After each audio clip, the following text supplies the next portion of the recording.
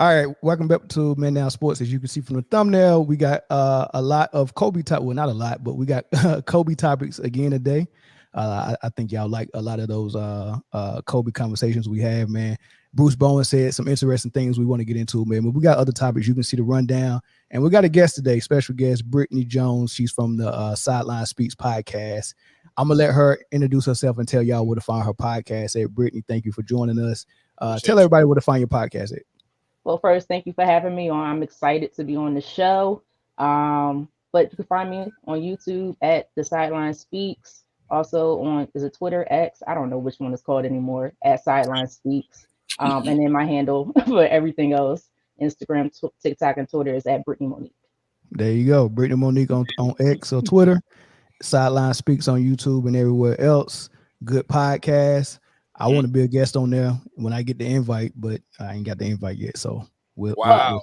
Thanks, Britne. Exactly. You just had to call me out already.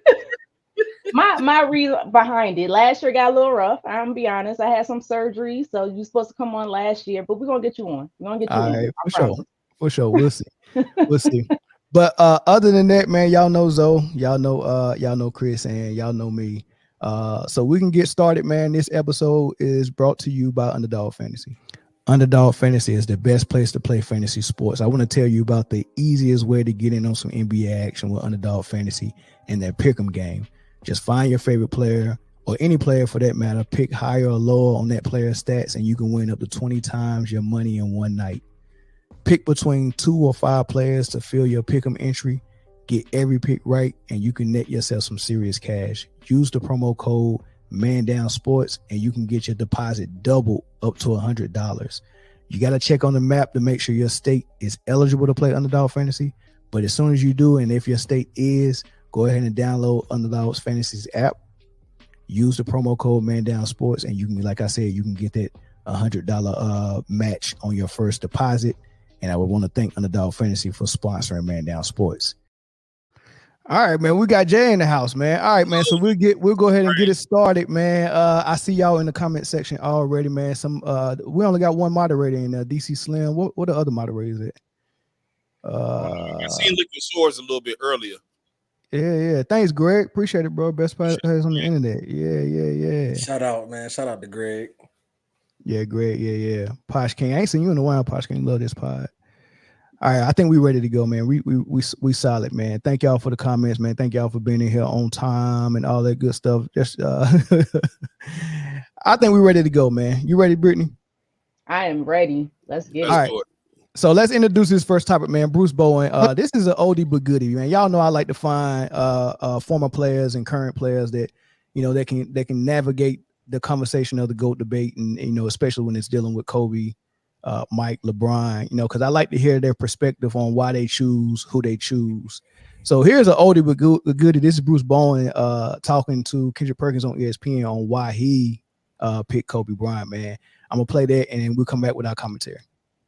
Bruce, what are your thoughts on Kendrick Perkins saying he believes LeBron James should be number one all time? I love Be nice, Kendrick, Bruce.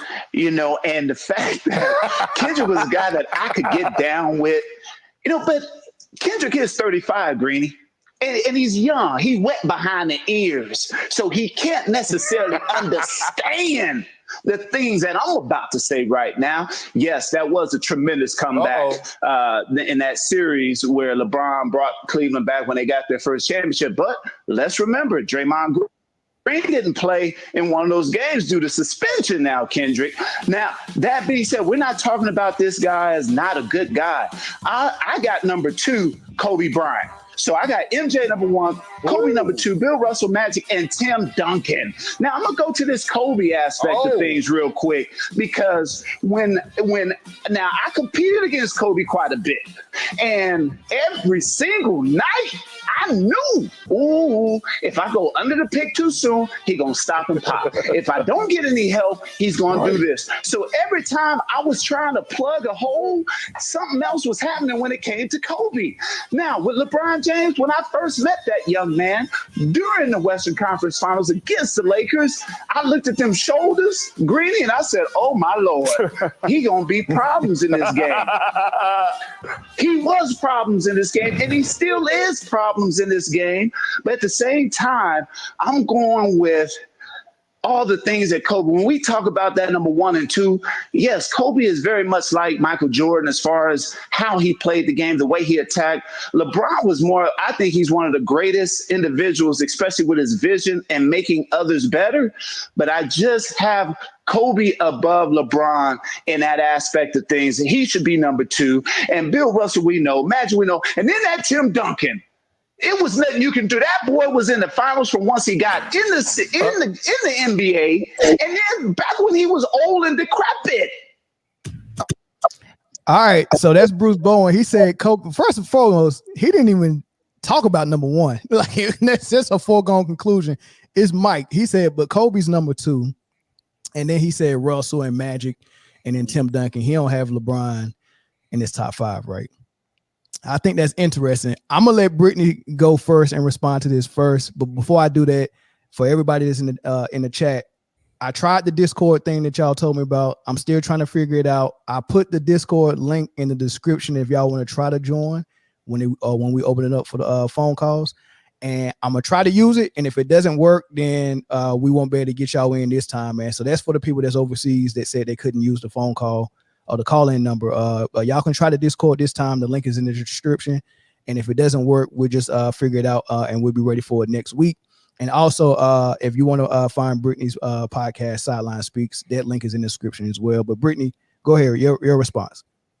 I mean, how can you disagree with what the man said, in my opinion?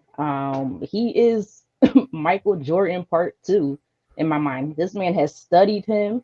His style is Michael Jordan. His mentality is similar to Michael Jordan's. I'm also going to give credit to Philly to that as well. I don't care what nobody says. Yes, I'm from Philadelphia, guys, if you don't know. And we claim Kobe. I don't care, no Italy.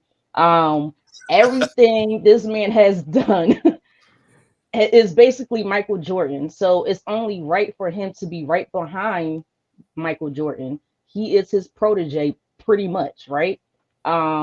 I love LeBron. I have a lot of respect for LeBron. I think LeBron's IQ is off the daggone charts, but I can't put you number 2 when you're not the closer. I just can't do it. I can't put you number 2 when, to me, your mentality doesn't say I'm taking over. Kobe Bryant, from beginning to end of the game, it was pure domination, pure takeover, and no ifs, ands, or but about it. He has the rings to prove it. He should have had more than 1 MVP. I still don't know how to this day Steve Nash got more than he does. Like, to me, it just makes no sense. If you ask me, he probably should have 3. And again, technically from Philadelphia, the Lakers guy, we have big rivalry with him between AI and Kobe. But Kobe was, oh my gosh, was he just like this incredible talent that we really haven't seen since Michael Jordan. He's the closest thing people compare to Michael Jordan. So how can he not be number 2? To me, it makes no sense. So to me, number 2.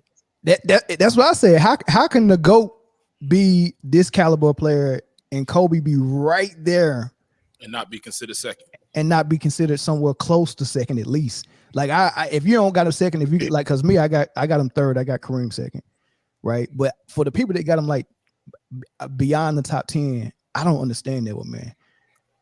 Right. I don't understand it, man. Wait. Quick question. Yes, sir. Was that a SpongeBob mug? It definitely was. We talked about it earlier, Jay. You missed it. Yes, it was definitely a SpongeBob mug. It's fire too. It's fire. Oh.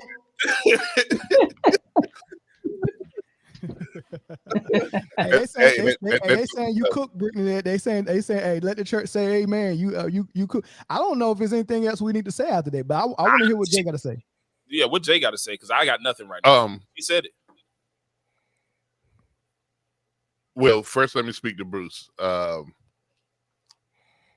He made a really good point putting Kobe at 2. And again, I'm never mad at the arguments that has Kobe over MJ. I'm never mad at him. In my personal ranking, he's not, but I'm not mad at that.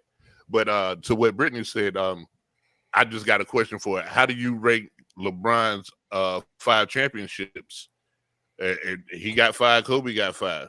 Here we go. Okay. Here we go. All right. So Yeah. Britne, Don't he got 4? Where Yeah, you get the 5th one? Nah.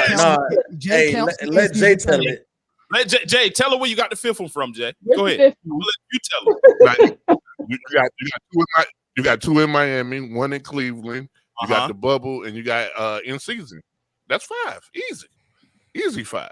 You talking about the in-season tournament that just passed?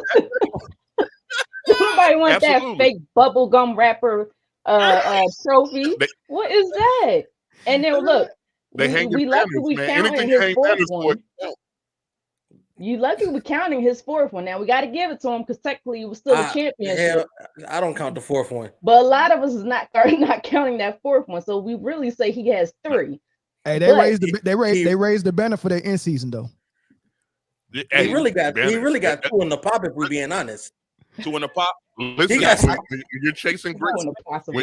I'm giving him credit for 3. I'm giving him credit for 3. When you chase, hold on, man. When you're chasing greatness, they call themselves banner hunters, right? So if you get a banner for it, you know it should count, right? No. Jay, No. You're not doing that. Yeah. I mean, we all vote no on this one, Jay. We all vote no. He gonna keep trying it though. He gonna keep trying it. He gonna keep trying it for sure. Because I switching over to college basketball, I don't even think that you should hang a banner if you made it to the Final Four. If it's natty or nothing, in my opinion. You know what I'm saying? But now, she I can kind of understand that. He actually took. Look, this is what I say, guys. Again, I have a lot of respect for LeBron. I'm not the biggest LeBron fan, but I know he's he's one of the all-time greats. Fine. But I have a problem with a lot of his championships because he had to go chase them. Where in Michael Jordan, Kobe Bryant, Tim Duncan, whoever you want to name, that they had to go officially chase a ring. He went and left his teams to go find out. And I granted, that's what the game is. You want to win the championship. But you had to go with Wade, Bosh. I don't know how many All-Stars they had on that team. That team was stacked.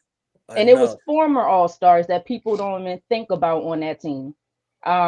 Kobe, granted, he did have Shaq. So that Shaq's a big one.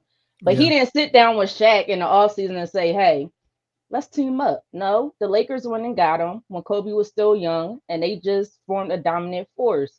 This man had to jump from team to team to team to go find rings. And again, I gave him respect for it. But no, he's not, to me, he's not better than Kobe. To me, he's not ranked higher than Kobe. I give him top 10. That's just me. And I have a lot of respect for him. I love how he carries himself. I love the IQ that he provides to the game. I love his overall game for the most part, but he can't do nothing with Kobe. Nah, I'm with you. So where you got Kobe ranked? Where you got LeBron ranked? I got Kobe number 2. I mean, just like you said before, it's really difficult for me to say that this is the prototype. If I'm going to call Mike the GOAT, if I'm going to call him the GOAT, if say he's the greatest of all times, the closest thing to that, I mean, mimicking footwork, the fadeaway jump shot, I mean, the skill set at the same position, he's the closest thing to it. How can you not put, if I say I like this shoe right here, and then Chris goes and makes a prototype, then how can I not like the same shoe? Like, it's almost the same. It may be small differences in the game, but he's the closest thing we've seen to Mike. Since Mike, I can't put anybody above Kobe if I have Mike number 1. As far as LeBron goes, everything Britne said, I agree with 110%. You can't ring hunt chasing down, whatever super teams that you can find and then be put in the same category for a dude as far as Kobe goes, who stayed on the same team his entire career. Like, I just can't do it for you. I can't. You won rings with 3 different teams. Congratulations. That doesn't matter. That doesn't matter. It definitely matters to me. It matters to me as far as my all-time list. And the reason why it matters to me, Jay, is because I can't respect. Okay, you can say the same way that Doc Rivers' championships, his one championship, he had an all-star team. If you go to an all-star team every single time, and then you win a ring, that's exactly what you were supposed to do. For the guys that got it out of the mud, I got a little bit more respect for every ring that Kobe won because he did it in LA. Yes, they went and got Pau Gasol, but Pau Gasol is probably the fourth best option on that Miami team. He's probably the fourth best option on that Miami team. You cannot, I respect it more. Go ahead, Jay. Zoe, listen, man. None of that matters. None of that matters. And what I'm saying is you have a valid point. You have a valid point, but it doesn't matter. I'm going to hate myself for saying this. But Melvin gave us the blueprint last week. Melvin gave us the blueprint. And Melvin gave us the blueprint. Hey man, why you going to do that? Why you going to do that? Nah, let him cook, man. Let him cook, man. Y'all, dang. Let that man cook. He gave us the blueprint, man. You have how good a player is talent-wise, and then you have accomplishments. If we're not looking at accomplishments, if you're not looking at that's why I said none of it matters. Your eyes don't tell your eyes tell you that LeBron's not as good as Michael Jordan. Your eyes will tell you that. We're not talking about no NBA finals, no nothing. If these boys at the Y hooping, you picking 23 over Bryant every time. And I know LeBron 23, but his 23 don't count right now.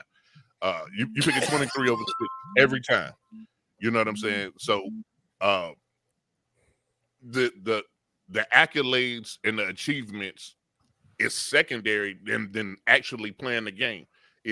But we don't even have to go there. We don't even have to go to the stats and all of that. You don't even have to get there. That's what I'm saying. It don't matter. And it was real interesting when he said that because I went back and changed a lot of my takes. You know what I'm saying? When we ranking quarterbacks, when we ranking receivers, when we ranking anything, basketball players, anything. If look at the talent first. If the talent's close, then look at the resume. I like that. I like that, Jay. And we got a call. We got some hard hit. We got a caller from Ohio that, and we ain't even open the phone lines up. I'm gonna let it slide though. I'm gonna let it slide. But let me say this one thing, right? This is my thing about LeBron, right? You know what? You know what? I lost my train of thought, man. The phone lines is open. Caller from Ohio. What's up, big dog? Hey, how y'all doing? We good, man. You see what you did to me, man. You made me. I lost all train of thought. I don't know if it was Jay being long-winded with that his third take, or if it was the phone call, but I forget. Go ahead, man. Go ahead. Well, I just tuned in, but I'm looking at y'all talking about who's the top 10. Is that what y'all discussing? Well, we was talking about Kobe and LeBron and Bruce Bowen having Kobe ranked higher than LeBron, and he had him at number 2 right behind Mike. What's your thoughts on that? Well, first of all, what's your name? What's your name? Lamar. All right, thanks for calling in prematurely. Go ahead. Yeah. I called in before and the show was over. I guess I must have got like something on YouTube or whatever. Yeah. Go ahead. What's your thoughts though? But anyway, no, I don't have Kobe number 2. Actually, I would say this. A lot of people won't say this. My top 5 would be Mike, Kareem, Wilt, Magic, and Steph. Hey, you missed the show the other night. We talked about that. Steph, you said Steph at number 5, so you just go bypass Magic, Bird, Duncan, Kobe. Yeah, my top 5, because I say this, I ain't afraid to say it, but as time goes on, it's gonna come out. If you watch Steph Curry play, only person who nowhere nearly closely gets the same amount of defense playing on him is Mike. Nobody is triple teamed, especially from half court. Nobody is grabbed. Nobody is held. No, you don't see how you didn't see how Boston was guarding Kevin Durant and how everybody guards him when the playoffs comes, right? You ain't seen it. The only difference between how Kevin Durant and how Steph. Well, hold on. Listen, the only difference between how they guard Kevin Durant and Steph is that Steph has been anointed as a key guy that the NBA is marketing. So they don't allow you to get away with much on Steph as they do with Kevin Durant. They let Kevin Durant go. He has to play through it all. And it started with that series when Brooklyn played the Bucks and PJ Tucker was doing everything on defense to Kevin Durant, and Kevin Durant overcame it and almost beat them. And it was almost like the NBA was like, that was entertaining. We're going to allow that for the foreseeable future. And they've been allowing, and then Boston did it. And then I just seen them Dallas do it last night. And every big game they play, they're guarding Kevin Durant like that. It's kind of unfair. Nobody can guard Steph like that. He gets his calls. But go ahead. I'm gonna let you finish real quick. I'm glad nobody never guarded Shaq like that. Let me ask you this. Do you watch a lot of Golden State games? Yes, I do. Okay. Did you watch the 2022 finals? Yeah, but that's you making my point for me. When they guard, hold on. No, stop. No, you can't make your point on a show called Man Down that we all started. Wait a second. Listen, when Steph was being guarded like that, when he choked up a 3-1 lead and he looked very pedestrian. He didn't look like Michael Jordan. So what I'm saying is that when you guard Steph like that, it works. So you're acting like he overcame it like MJ did with Detroit and how they was guarding him. Steph never overcame it. But the only difference is they stopped letting you do that to Steph. Now, when Steph is getting done like that, has he overcome it? No, he hasn't. Okay. Like I said, you don't watch or you didn't watch the finals. They got it all on YouTube. Steph Did they win? Did they win? Did they win? Can I get a point? Did they win? Steph Curry gets held on every play. When you see them and their hands are on his arms, what do you think he's doing? They're doing tickling him. They're holding him. If you watch every game, they're holding him. I'm not saying they're not holding him. Let him get away with it. I'm not saying they're not holding him. I'm just saying that he hasn't overcome it. Go ahead, Chris. My bad. Let me say to this point. And even so, Lamar, real quick to the point, right? You said that Steph got away, like they were holding Steph, whatever. The Warriors got away with a lot of illegal screens that nobody talks about in that series. A lot of foot shuffling, and that's the only way that Steph was able to, break free and hit them shots. So if we want to compare errors, then it was an even game. They held Steph, but the Warriors did a lot of the illegal screening, and now we're playing back at even playing field. Yeah, somebody, Britne, jump in there.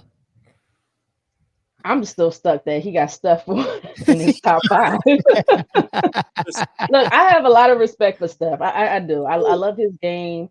Of course, his game to me fits this time period, right? There's no defense. I don't care what anybody says. There's no defense whatsoever. And because there's no defense, I cannot put you in the top 5.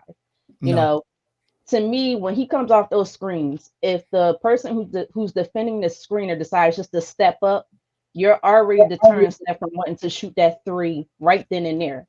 But they don't do that. So Steph is free to come off these screens, and he has a quick release, which makes things a lot difficult as is. So if you're not playing defense anymore, these are basically practice shots for Steph Curry. It's such an easy game for him.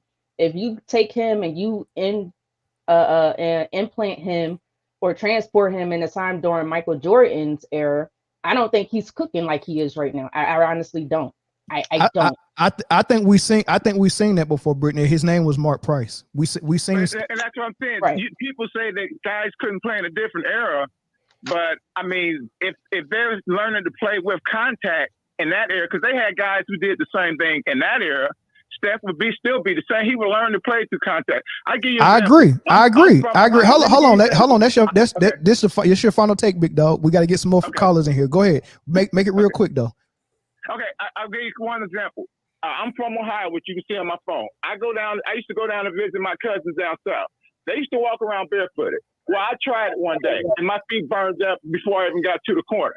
My feet wasn't different than this because I wasn't used to walking around barefooted. Now, had I been a Southerner, then I could walk around barefooted like they did. But they're not used to walking around in shoes, and when they're walking around in shoes all day, they're awkward. So any era that a person plays in, they can adjust to whatever that era is. So if it's contact, and he plays in that era, then he would be used to contact. I agree with you there. Well, I think we all agree with that, man. But thanks for the call, man. I got to get some other people in here, man. Appreciate it. All right, man, I enjoy y'all too. All right, All right, thanks, bro. Yep. Hey, what you got to say about Should I be? I don't know if I should be offended or should I respond to the take. You should be offended. You should be offended. Hey, take whatever path you feel enlightened by, brother. All right, caller from Washington D.C. What's up? Yeah, man. This is a far shit right here, man. Man, thanks, man. And you sound like you are in the P now. What's up, man? It is Friday. What's up, man? What's good? What's your thoughts? Good, man. I like the show, my man. What topic y'all on? Oh man, yeah, it was Kobe and Kobe being ranked number 2 all time. Man, I don't know what it is, man. Man, I'm a Jamaican, right? Yeah. Wagwan yo. Bro, I fell in love. Wagwan, Madan. Bless up yourself. Bro, I fell in love with basketball before soccer. I'm saying soccer because I know all y'all Americans, right? Kobe was the reason for that, right? Right. Bro, Kobe Bryant is the best basketball player ever. Ever. Even Jordan last shot, you can see that's an offensive foul. He pushed Russell Like with those big hands that they talk about. He sure enough did. He did. You feel me? Kobe Bryant would have, bro, if you talk about handles, Kobe Bryant can hang with the best of them. They call him 3 rings at the Rocker. If you talk about Stephen Curry took that record from Kobe Bryant, most 3-pointers in one game. Right. I really think he was strategic picking that 81 statue. We're not sure about Wilt 100. That's the epitome. You can't even believe it now that he did that. You have centers trying to do it. Dude's not playing no defense now trying to do it. Bro, do you know the defenses that Kobe Bryant went up against? Zone, Right now, Kobe, the best defenders, bro, Bruce Bowen, Tony I don't know Allen, what Kobe Sean Bryant- Prince. Bro, I don't know what Kobe Bryant did to the media. I don't know what it is. It's like, bro, to say LeBron James is better than Kobe. I'm here watching this. Bro, that's like you got an apple in your hand and you're telling me it's an orange. The analogies today. Listen, the analogies Bro. today. Bro, The show. what are we talking about? I have no clue, man. I'm with you on that. I'm with you on that. I still got right MJ now, ahead of I'm Kobe, an but I Uber like what you driver, said. So, bro, I'm an Uber driver. I'm letting people hear y'all. I'll be watching your podcast on Uber, all of that. Thank you, man. Let it run. Like, Hey, shout out to bro, you. y'all doing a good job. Bro, I don't know what Kobe Bryant did to them, but let me tell you this. You hear out there saying, like, LeBron is clean and his name never been nothing like that. It's because they don't tell us about it. Yeah, exactly. He does what they want him to do, and they keep his secret. As a matter of fact, they hang it over his head. This man is 39 years old keeping a costume party. What is wrong with you? Hey, real quick before I let you go, and I appreciate the call, man. Hey, shout out to everything in Jamaica and everybody. I got one last question, man. That Bob Marley movie just came out. Do y'all respect? Not gonna watch it. Oh, y'all don't respect it at all? He said, not gonna watch it. That tells me everything I need to know. Okay. Hey, well, we ain't watching it over here either, big dog. Because is Neil better than Morpheus? Is who? Every teacher, Neil in Matrix, is Neil better than Morpheus? Every teacher, star pupil get better than them. Okay. Kobe Bryant is better than Michael Jordan. Okay. Imagine you watching something and learning how to do it. Because Michael Jordan was the first, right? Most of his stuff is off instinct. He just do it, right? Kobe saw that, realized it was the perfect formula, and mastered that. Yeah. Bro, what are we talking about? And then was better at it. Isaiah said send Jordan to his left. They say Kobe always got a live dribble. Use your 6, you get me, and pray. There ain't nothing you gonna do. That's fact. That's what Kenya Martin said. Hey, man, I don't know what they talking about, bro. I'm with you, man. Thank y'all, man. Y'all keep on doing your thing, man. Thanks, bro. Appreciate you, brother. Yep. Hey, he said use your 6. That came from Kenya Martin. Use your 6 fouls and pray. That's it. He said that's the game plan for Kobe. I told you I'm never mad at a take that has Kobe ranked number 1. I can understand it. Yeah. He a bad boy. I like the fact that he explained why. Yeah, I do too. He had Kobe. We're gonna take 2 more phone calls. Caller for Pennsylvania. What's up? Yo, what up? My name's Sugi. I'm from Pittsburgh, man. Just want to call in and tell y'all that I love y'all podcast. Love to hear people be objective about sports and especially about basketball. I personally put MJ over Kobe, but the last man who was just on kind of got me convinced.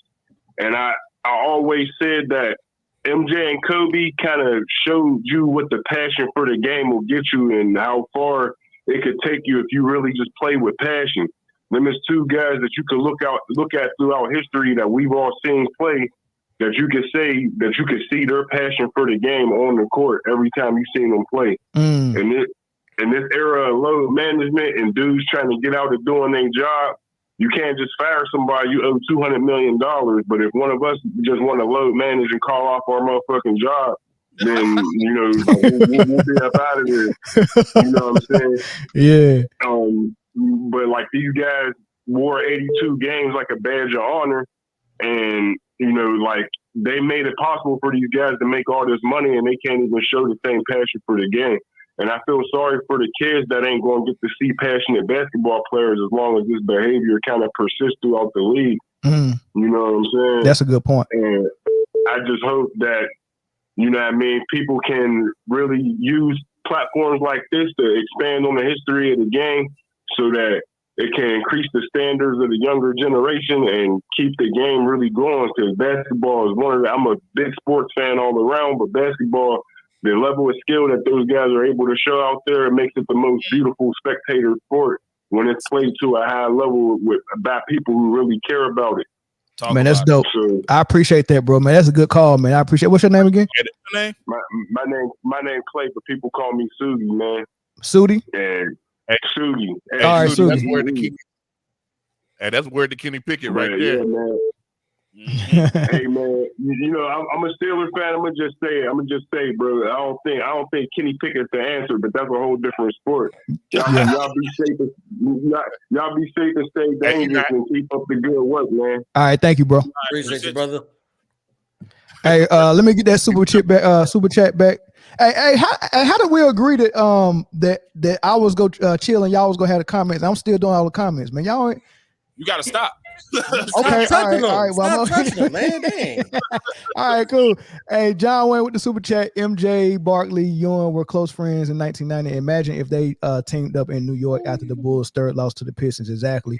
How many finals would they have gone to and won? LeBron barely got 2. That's a good point. That's a good point. Appreciate the chat, John. None. Ewing's still walking right now. Ewing's still traveling. That man every time he touches the ball. Hey, we gotta address this one. Somebody address it. Either Zoe or Chris address it. Kobe is a system player. Stop it. 0 forever without what? Stop it. 0 forever without it. Oh, they ain't one without Phil Jackson's triangle. Okay. Triangle? What's the point? I mean, somebody respond to it. Yep, you're right. The system is getting played. You're absolutely right. That's my response. I hate the discussion about system when it comes to a basketball player, right? Because in basketball you need a system in order to win. Otherwise, you get Luka ball, which is what we see currently. That is a game without a system, right? You need a system in order to be able to flow properly, fluidly, and efficiently, right? So to say that Kobe is a system player, I don't think that that's a knock on Kobe. It's not a knock. you could say the same thing about MJ because it was the same system that Phil ran for MJ, right? And what happened? Right. You got 6 with Mike, you got 5 with Kobe. So obviously the system works. But let's look at the system of let LeBron rim run and pass out to the 4 people that's waiting when the plan doesn't work, or Luka dribble for 23 seconds and pass and when nobody. There's what do you get from that? Nothing. So Right. in basketball, a system, I'll take the system player over whatever else every time. Yes, my thing about the system thing though, is that actually shows that you are a higher level player. You have to have a higher skill set to even play in a sophisticated system like that, right? And That's what Liquor Sword just said. Buying into the system is a part of. How is that a knock on the player? Liquid Swords, exactly. That's not a knock. Right there. That's my guy right there. Liquid Swords always come with the hot takes, and that's exactly what I was about to say. Buying into why is that a bad thing? It's not. If you excel in the system, keep excelling. The goal is to win championships, and obviously the system works, right? So why not? Why is that a knock? And the system gets everybody involved, not just one person. When you don't have a system, you have one player and everyone else standing in both corners of both arcs, setting screens for that one player, and he's just playing razzle dazzle. Imagine if a quarterback had no plays and it was just like, look, remember when we used to play football and we'd draw the routes in the sand? It just run here, and the quarterback is just deciding everything, who I'm gonna throw to and all that stuff. There's no order to everything. Yeah. So that I would rather have a player that was good enough to play in the system than somebody who needed to play razzle dazzle. Last call, DC Slim on the line. What's up? Oh boy, what's going on, Mr. Bojangling himself? How we doing, young lady? Good. How are you? I'm good. Hey, look, man, let's go ahead and just cut to the chase, man. First of all, some of the callers need to be drug tested before they make the call in, because I'm trying to tell you this kind of stuff will get you fired from your job off the break. You know what I'm saying? And then, second of all, we need to develop a word salad bag. A word salad bag is system, leadership, IQ. These are words that really ain't got no meaning to them for real. How about this? Kobe is the system, all right? And I'm going to say what everybody in the chat and in the world scared to say. Kobe is better than Michael Jordan, okay? Keep your statistics, all your 3 in a row, all of that. If you put these two on the court, I think the Black Mamba beat him by 3 in the game of 21. And I actually think, and I'm going to go ahead and really jump out this window, I think the Black Mamba would embarrass him a little bit. Now, the thing about this is, and this is the trick to it, Michael Jordan knows this. This is the reason why he embraced him so much. See, Mike and Kobe, my number 1 and number 2. Mike is the greatest, but Kobe is the best. It's a big difference, all right? Now, I know everybody want to try to keep playing that GOAT thing. You can do it all you want, but understand something.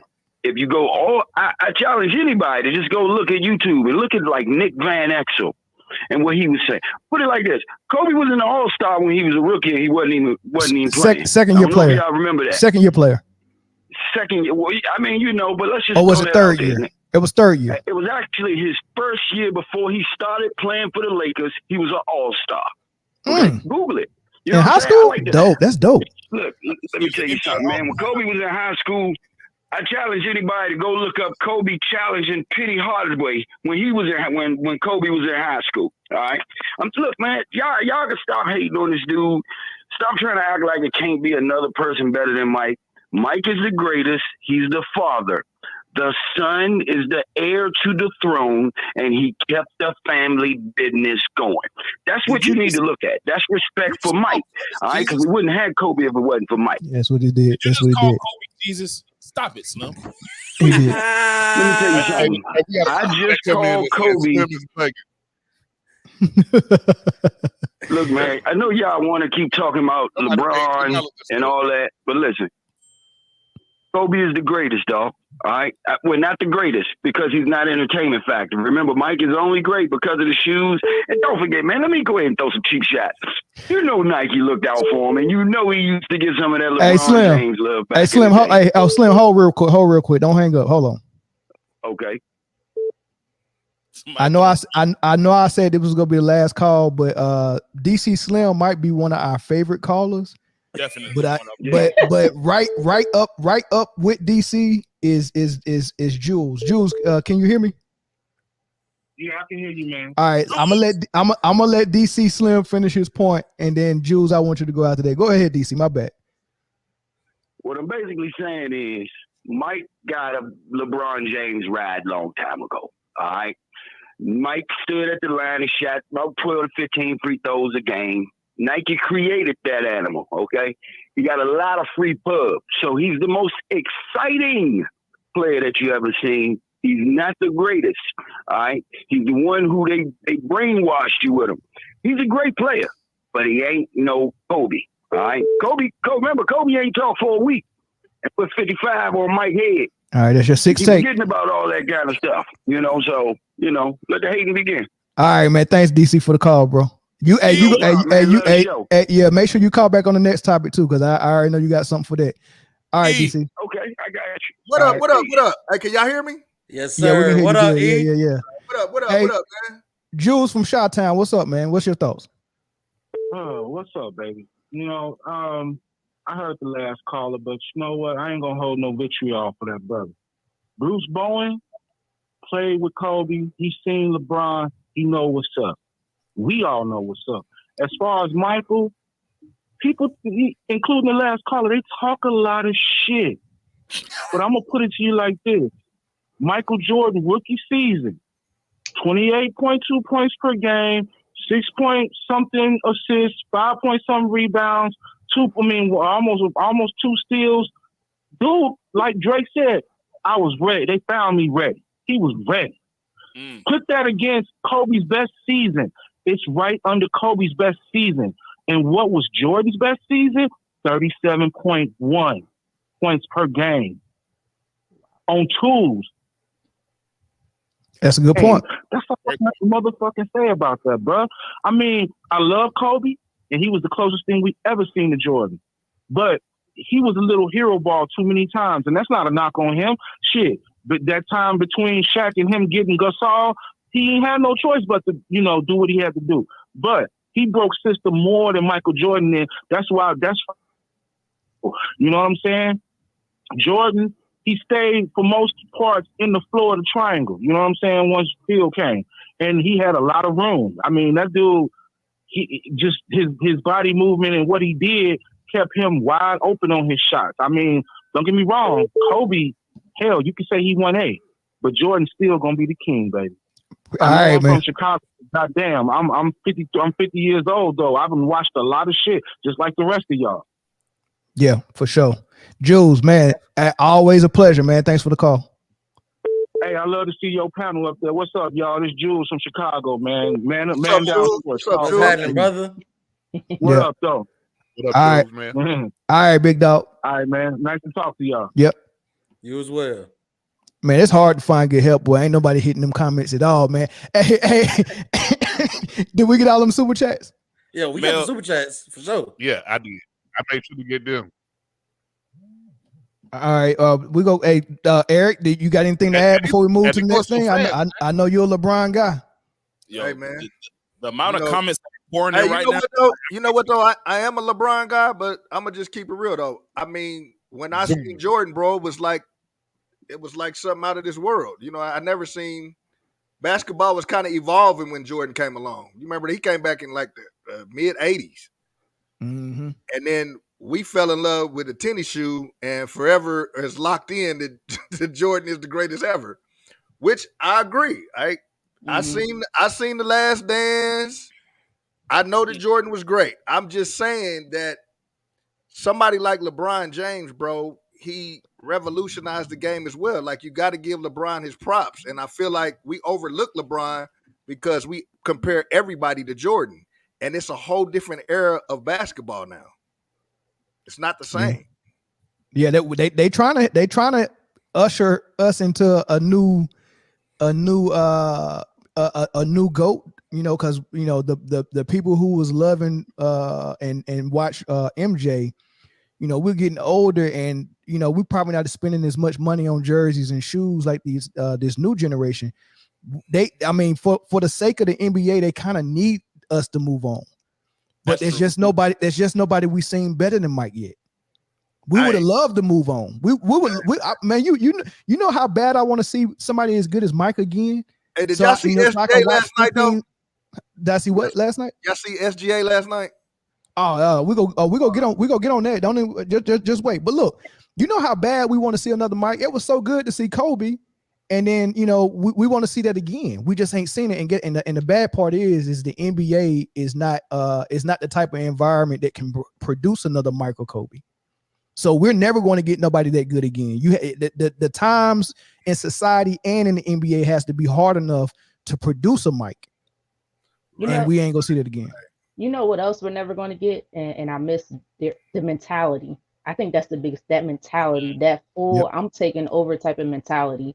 I don't know if you guys seen the Redeem Team documentary, and they had LeBron and D Wade show.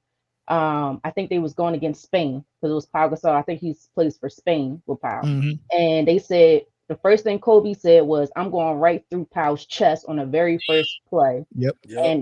And that's his best friend. That was Kobe's best friend, his brother, and we still see it to this day with Pau and Kobe's daughters and his wife. He ran through this man like teammates. They was teammates at the time. Yes. He ran through this man's chest like it was a football field, like a linebacker tackling a running back. Just ran through him and didn't care. But he set that mentality. His mentality was, I'm going out here. We're going to dominate this team. We're going to show this other team who's the best team in the world, and I'm not playing. That's what I miss mostly. We don't have that anymore. Yeah, good point. All right, so we're gonna move to the next topic. So the other person that Bruce Bowen mentioned was Tim Duncan, right? He said he had Tim at number 5. So these are five people he had above LeBron. He had Mike, Kobe. Did he say Russell, Wilt, and Magic? Russell, Magic, and Tim Duncan. That was his 5. Tim Duncan was his 5. No LeBron in his 5, right? So he brought up Tim Duncan. So we go talk about Tim Duncan, right? But this is the interesting thing. I want to play for y'all Richard Jefferson on Pat Bear's podcast, and Tim Duncan's name came up. But we getting two topics out of this, right? Because you're here for it yourself. I want to play one game with you before Let's we're go, done. player. The game is this. I think that I can make a better lineup of your former teammates than you. I think if we go position by position, you can have first pick. I'll go But you first studied pick. this. You don't have time to study. What are you talking about? He knows who we played with. He played. It's his teammates. Okay, this is y'all fight. Okay, go. I go first. I'm gonna have Okay, good. I got LeBron. At small forward. I got LeBron. Oh, you go position by position? I'll decide what position he plays based off of. Yeah, that's the versatility of having him. All right. Thank you, Pat. I'll take Steph. Okay, I'll take Tim Duncan. I'll take Jokic. Ooh, that's a good one. Yeah. I'm gonna go with Jason Kidd. I'm gonna take Dirk. Oh, that's a good pickup. Okay. Ooh, that's a tough one. So I have you beat. No, you don't have me. No, I have you beat. You don't have me beat. That Jokic and Tim Duncan, you don't have him beat. No. Tim Duncan is elite. Hey, can I say something? Literally top 3 player in the league. No one talks about. Can I say something about Tim? I'm a rat at Tim. I was talking shit to Tim just recently. I was like, Jokic would have whooped your ass. Would he whooped your ass? And he goes, this is the ultimate Tim Duncan text. He goes, I played him after I was me and before he was him. And I did okay. like that's the way he takes it. Like, it's like if you know Tim, like that's the ultimate compliment to Jokic of like, before he was him and after I was me, I did okay. I love Tim Duncan. Like Tim's one of my favorite teammates. Okay, so well, I have right now. You have Dirk. You have Steph, Jokic, and Steph. Yeah. And you have LeBron, Tim Duncan, and Tim Duncan. Yes. So we have 2 spots left. We got 2 spots left. Okay. Oh, I got a lot. I'm trying to think of all the different places I did. I'm gonna pick because I got LeBron, I got J Kidd, I got Tim. I'm gonna go prime Clay. Okay, you got your my shooter. 2 guard. That's my 2 your guard. 2? Yeah. Okay. Catch and shoot for days. Okay, so I'm gonna take Kawhi. Okay. as my 3. Pretty good roster, Pat. No, that's I like it. I like it. Let's see. I got them. That's a tough one. Jerry. That's how I think I have you already. You're close. No, you're close. You don't understand LeBron. You're talking about LeBron and Tim Duncan. So you're talking about Tim's the greatest position player that at his position we've ever seen. Ever seen. And then you have LeBron, who's top 2 all time. Yeah. So right? like Tim Duncan might be the best power forward ever play the game. I can't find anyone better. So, Jokic, I'm gonna put as a center. Jokic, we have my center, one championship. Okay. So okay. And so, MVPs. Okay. I play with this is tough. I play with a lot of guys. I play with a lot of Hall of Famers. So I have my 4. I have my you have versatility. swing. You could kind of move guys around. I got Clay. Who else did I play with in my damn career? I play I'm gonna go Kyrie. I knew you was gonna say that. Okay, he took mine. I know you was about to say this one. Vince Carter. He wins. All right, so we got 2 questions. First and foremost, which one y'all want to get into first? Duncan versus Jokic. Is it time to have that conversation? If Jokic is creeping up as being one of the best big men, or at least is he better than Duncan? We'll have that conversation. And then the next thing is these 2 teams. Which one got the better team? And I'll let y'all pick which one y'all want to go on first, man. Okay, let's get the Duncan stuff out of the way. No, he's not better than Tim Duncan. He's not even better than Dirk Nowitzki. So he damn sure ain't better than Duncan. Get that out of the way. Not Dirk. Listen, I love what Nikola Jokic has been able to do as a big man who's not athletic, and being skilled as he is. I respect it. I like it. Put some respect on Tim Duncan's name. Come on now. Put some respect on Tim Duncan. This Tim Duncan, the big fundamental. Jay, I'm gonna let you rock on that topic. I'm not even gonna talk about it because I know how you are as a Spurs fan. But these 2 teams, just looking at it off the top, who was RJ team? The top one? Yeah, the top one. Somebody said Duncan is overrated. Yeah, you can't pay. You can't pay. That's Yeah, DC you can't. Slim, man. Yeah, you can't pay attention to DC Slim. Don't get caught up with DC Slim. Don't even go down there. Don't even go to the Underground Railroad. Just it's 8:22 on the East Coast. I'm pretty sure that DC Slim is 2 sheets to the wind right now. I'm pretty sure. It's 8:22 on the East Coast. He is. He right. He gone. He gone already. You're right, Zoe. He 20 sheets to the wind. Listen, he in mumble mode right now. He ain't even talking clearly. Go ahead, Jay. Go ahead, Jay. I agree with DC. You what? But not. I agree with DC Slim that Tim Duncan's overrated. Not Jay. Now you ain't been on that shit too, have you? No, listen. This is coming over to save you. Who got you captive? Who got you captive? I'm coming over to save you, bro. But that's the strong shit they got down there in North Carolina, ain't it? Listen, no, listen. Tim Duncan is overrated only as it relates to him being the greatest Spur of all time. That's it. To me, he wasn't. He's the second greatest Spur of all time. You know what I mean? The Admiral, the greatest Spur of all time. Yeah, they wore number 50. Absolutely. The Admiral. Yeah. Absolutely. I mean, that's a long way to go just to show the Admiral some love. But the Admiral ain't sniff a finals until Duncan came and helped him. He didn't sniff one. Who did he have with him? I know, man. He had a box haircut. Who did he have with him? He had Sean Elliott. He had Vinny Donnell. He had Rodman. He said he had a box. Listen, we can't. We moved on from box haircuts so long ago, man. Nah, man. Y'all not gonna disrespect the Admiral like that. That man literally hurt his back. It's not disrespect. It's not disrespect though, Jay. It's not disrespect though. It's just Duncan. Come on, man. It's Duncan. I love Tim Duncan. I love Tim Duncan. Jokic not better than Duncan. Jokic not better than David Robinson. Oh, okay, Jay. Let me ask you this. Jay. Is what you saying similar to saying that Wade is the greatest Heat? over LeBron, but LeBron That's still exactly, ranked over. exactly. Okay. Okay, right. I respect it. Exactly. I respect it. All right. I'm with you on that. Exactly. And matter of fact, if we wait 5 years, then there'll be another San Antonio man that'll be better than Jokic. So it'll be Wembley? 3 above. What's the name? Not, Wimbiana? this boy said Wembley. What's the name? He want to play tennis. Arthur Ashe on this bed. Wimbiana? Yeah. Venus and Serena. But yeah, what's the name? when Wimbiana? you talk about when you talk about all the things again, Jokic, it no disrespect to his game and everything, but dude, somebody might have drugged me because I'm about to give Mevin credit again. Oh, that's 2 times in the show, Jay. Chill out. Yeah, you're right. Look, points, rebounds, assists, like that. That's what Jokic does, and that's why it's so great.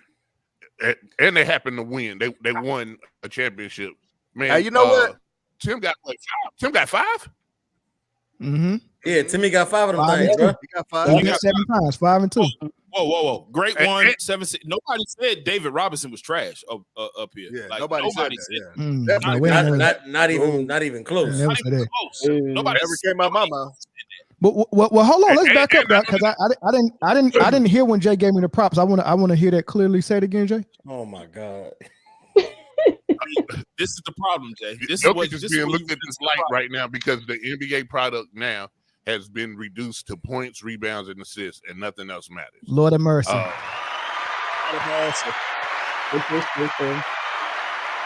like that, Jay. Man. That is. Hey, listen, a broken clock is right 2 times a day. Those are your 2. That's twice. But Well, Two right there. Hey, you know what though? Can I keep it real? Can I keep it real? yeah. 1 second. Hey, check this out. If you seen Jokic playing in the park, the way he played, the off balance, the uncoordinated shit, all the shit you see, just like you see Luka, right? Would you pick that motherfucker on your team? Heck yeah. I can still see the greatness. I'm just I can saying. still see it. No, listen. Hey. You ain't seen him make no points. You just see him walking around with a basketball in his hand. He might be 7 foot. I got an eye for it. I got an eye for it though. I used to do it all the time. I look and be like, oh no, that dude can hoop. Nah, I got an eye for it. No, if you seen how uncoordinated he is, you would not pick that motherfucker. You'd be like, hell. Hey, here's a wild take. Here's a wild take, yo. You see that motherfucker dribbling, look like he's falling. You would be like, Hey, who was on the comments though? Hey, man, it's We're going back and forth, man. They coming in hot. Yeah, but They you got come- one up there that's a for fact. 5 minutes. I'm like, I want to see him cycle through. Okay, go ahead. My bad. I can't take Jokic over Duncan. First of all, Jokic plays no defense whatsoever. And to me, I can't consider you one of the greatest if in the fourth quarter, when it's a close game, you're on the bench because you can't play both sides of the basketball. That's a major issue for me. And has happened up to this day. They take him, if the game is tight, they take him off the floor with that 2 minutes left. Look, I understand his greatness. I understand his passing abilities, his IQ abilities. That's fine. But I can't put you up there with the best. And in critical situations, they got to take you off the court. I have a major problem with that. well, she sound like she know what she talking about. Y'all got a special guest that actually know what they're talking about. Who's that nigga you had last week? Hey man, don't do that, man. Don't do that, man. All our guests know what they talking about, man. I only invite guests that know what they talking about, man. Hey, Melvin, you know, we had the conversation after the podcast. No, we did not, man. You're not about to. We did not. Yo, we'll See talk. what happened when y'all let Eric come late. See what happened. See what happened when y'all let Eric come late. Hey, somebody take Eric Edibles away from him, man. He's over there You tripping. know how he do. Somebody take Four, Eric. man. Hey, don't hang up after the show. And all you right. know the sad part, yo. I wanted my game to look like David Robinson's or Tim Duncan's, and no matter what I did, it looked like Jokic. You know what I'm saying? 2 left feet, man. That's what 2 left feet to get you. Hey, me and Mel made a hoop together, but Yeah. Jay, like he could. you ain't have like Duncan.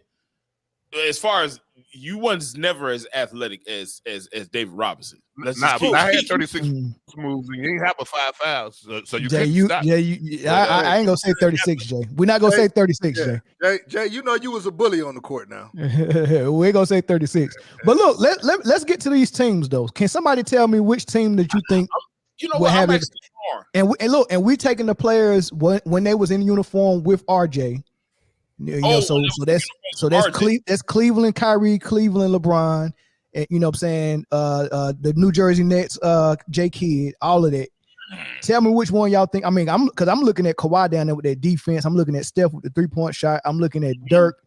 That's a tough. These are two tough teams, bro. That's two tough teams, bro. Hey, the Chopper blasted them by 20, and RJ got passed around like nobody wanted him. But that's a whole different story. I see an advantage. I see an advantage with the backcourt for the top. You know, with Kyrie being small, right? I see an advantage with that down. You know, so Vince is not stopping Kyrie from getting to the cup. Yeah, but I mean, but Vince go destroy Kyrie on the other end though. Right. Vince can kill him above the rim though. He gonna kill him above. Not with LeBron. With LeBron and Clay, you can really space the floor. And if anything come off that, man, Tim Duncan about to make Jokic look pedestrian down there. Oh, that's the matchup. Hold on. Let's not act like Dirk can't grab a rebound either. You know what's crazy is that Clay is gonna keep Kawhi on the perimeter shooting the ball, and Jokic is gonna keep LeBron on the perimeter. The threat of shooting is gonna keep them boys on the perimeter. So Tim Duncan is about to have a field day. Duncan is about to tell me if I'm wrong. Tell me if I'm wrong, right? Okay. LeBron cannot guard Dirk.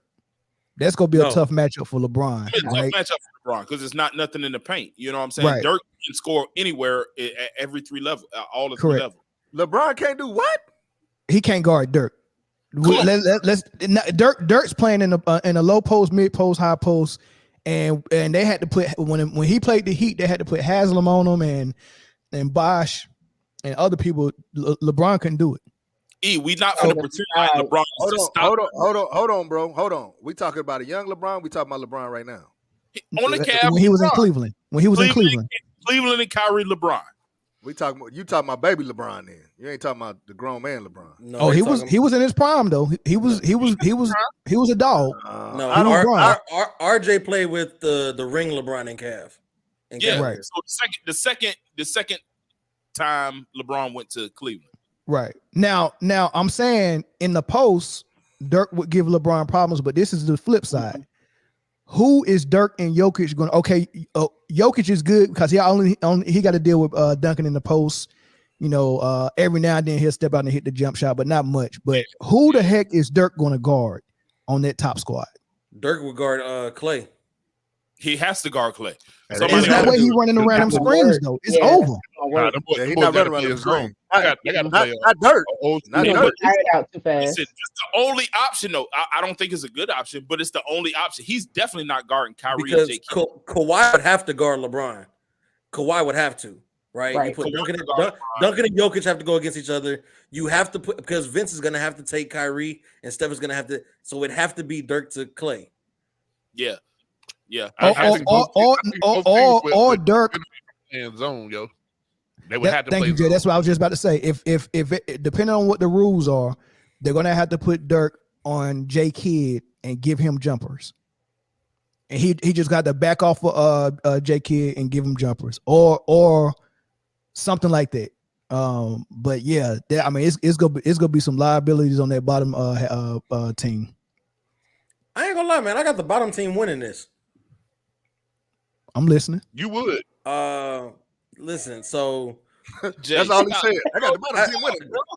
So good job, Chris. You're a genius, man. Hey, hold on, Mr. Lateness. You wait. I risked my life coming here, man. I risked my life coming here. So, Jason Kidd is not an answer for Steph Curry, right? Especially if Steph can get around screens, there's nothing Kidd could do, right? Vince Carter is still a very good scoring threat, so it's not like he's not going to put up no numbers at all against Kyrie, right? Not to mention Kyrie can't hang with him down if Vince Carter gets to the paint, right? We know what Kawhi is. Kawhi is a two-way player, right? So what he gives you on defense, he gives you on offense as well, right? He's a way better mid-range player, post player than LeBron is. So he's going to get you buckets regardless. There's nothing LeBron can do about that. We've seen that actually, right? So there's nothing LeBron can do about that. Dirk is Dirk. If you put LeBron on Dirk, it's not going to work. You put Clay on Dirk, it's really not going to work. So Dirk is going to continue to get his buckets regardless. The only problem, the question you have with that is Dirk on defense, where he'd probably have to match up with Clay, right? But if they play his own, it probably won't be as bad as if they had to do man to man. And then I put Clay on Vince though. I don't think he could. Clay in his prime was a perimeter defender. Now I granted that Vince could get to the paint and make some noise, but I would definitely switch. Whoa! You talking about Clay? Clay break my heart, Thompson? Listen. Game 6, Clay. If we're talking about 11 dribbles, Clay, that's prime Clay. 11 dribbles, Clay. 11 dribbles, 60-point Clay could was a guard. I thought you were talking about the emotional Clay. No. We talking all in their prime. All in their prime. The Ralph Tresvant version of Clay. You talking about the John B? Yeah, the John B. Clay. Sensitive. Make it let me ask y'all. Like soft Clay. And let me ask you this. What if you put Clay on Kawhi? You put Cooked. Kyrie on Steph. You put Jason Kidd on Dirk, LeBron on Vince, Tim Duncan on Joker. Then I put Kidd on Vince. I just have to live with LeBron on Dirk. We just live with it. Right. The lineup, the matchup you just said, James, small. You said what now? But if you just Kidd on Dirk though, Dirk was killing. I'm telling you everywhere. I'm telling you what. I'm telling you if somebody they're gonna have to help. They're gonna help J. Kidd whatever. But anything on the perimeter, if he get it, I like J. Kidd defense right there. Dirk not gonna get around him. You've made Dirk. If Dirk jump shot's not on, then Dirk's out the game. Dirk not getting around him. But if Dirk's only obstacle is shooting over somebody who's at least 7 inches shorter than him, yeah, he's 6'5".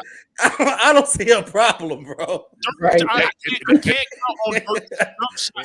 don't see a problem, bro. He's 6'5". But we Dirk don't. Listen, shooting in the cone. That's cool. That's cool. That's cool. You can live with Dirk shooting. You can live with Dirk shooting because that's going to seem like the best option. And so, what does that do? That minimize giving the ball to Curry. That minimize that. So your best offense has now taken your best shooter away from shooting. You see what I'm saying? You saying live with Dirk jump shots to minimize Curry shooting the rock? Who would you rather shoot? Who would you rather be shooting the drop? I feel you. You know what? But let's not act like Kawhi Leonard is not a high 30% 3-point shooter either. We talking about the Spurs Kawhi when he was just now getting his mid range together. His 3-point shot wasn't there yet. Yeah. Wait, but then you got 3-pointer in Jokic and a 3-pointer in Dirk. Yeah, we ain't talking about load management. Steph is not the only shooter. Steph is not the only shooter. Dirk is still pulling them, and Jokic pulling them. Jokic, nah. Jokic is it's a good conversation, man. It's a good conversation for sure. These lineups are crazy. It is crazy. RJ played with some daggone ballers, man. All right, man. So yeah, we actually doing good on time, y'all. So we can move. All right, so Tim Hardaway.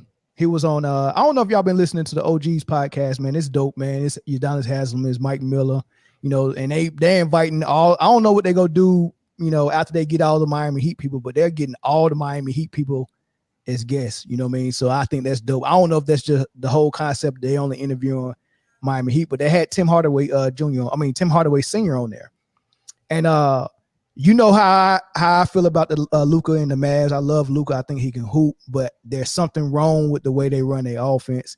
And every time I say that, I got plenty of videos talking about the Mavs and Luka and what I think they should do. They go And I get called every name in the book by Luka stans and Mavs fans. But guess what? Here's Tim Hardaway saying the exact same thing, man. Listen to how he broke it down. Well, rapid fire questions. Dallas, where they're at, obviously juniors over there. Luka, Kyrie, they got the trade with PJ Washington, brought the big in. Derek Lively's played great. Gafford, who's I think is really underrated. What do you think? Where you see them at, and what as a season, obviously All-Star break coming to an end here and going forward? Great two pickups. Mm-hmm. Great two pickups. Mm-hmm. Great. You got two athletic bigs that you can switch off and play good defense and don't miss a beat. I'm gonna tell you this, Luka, bad boy,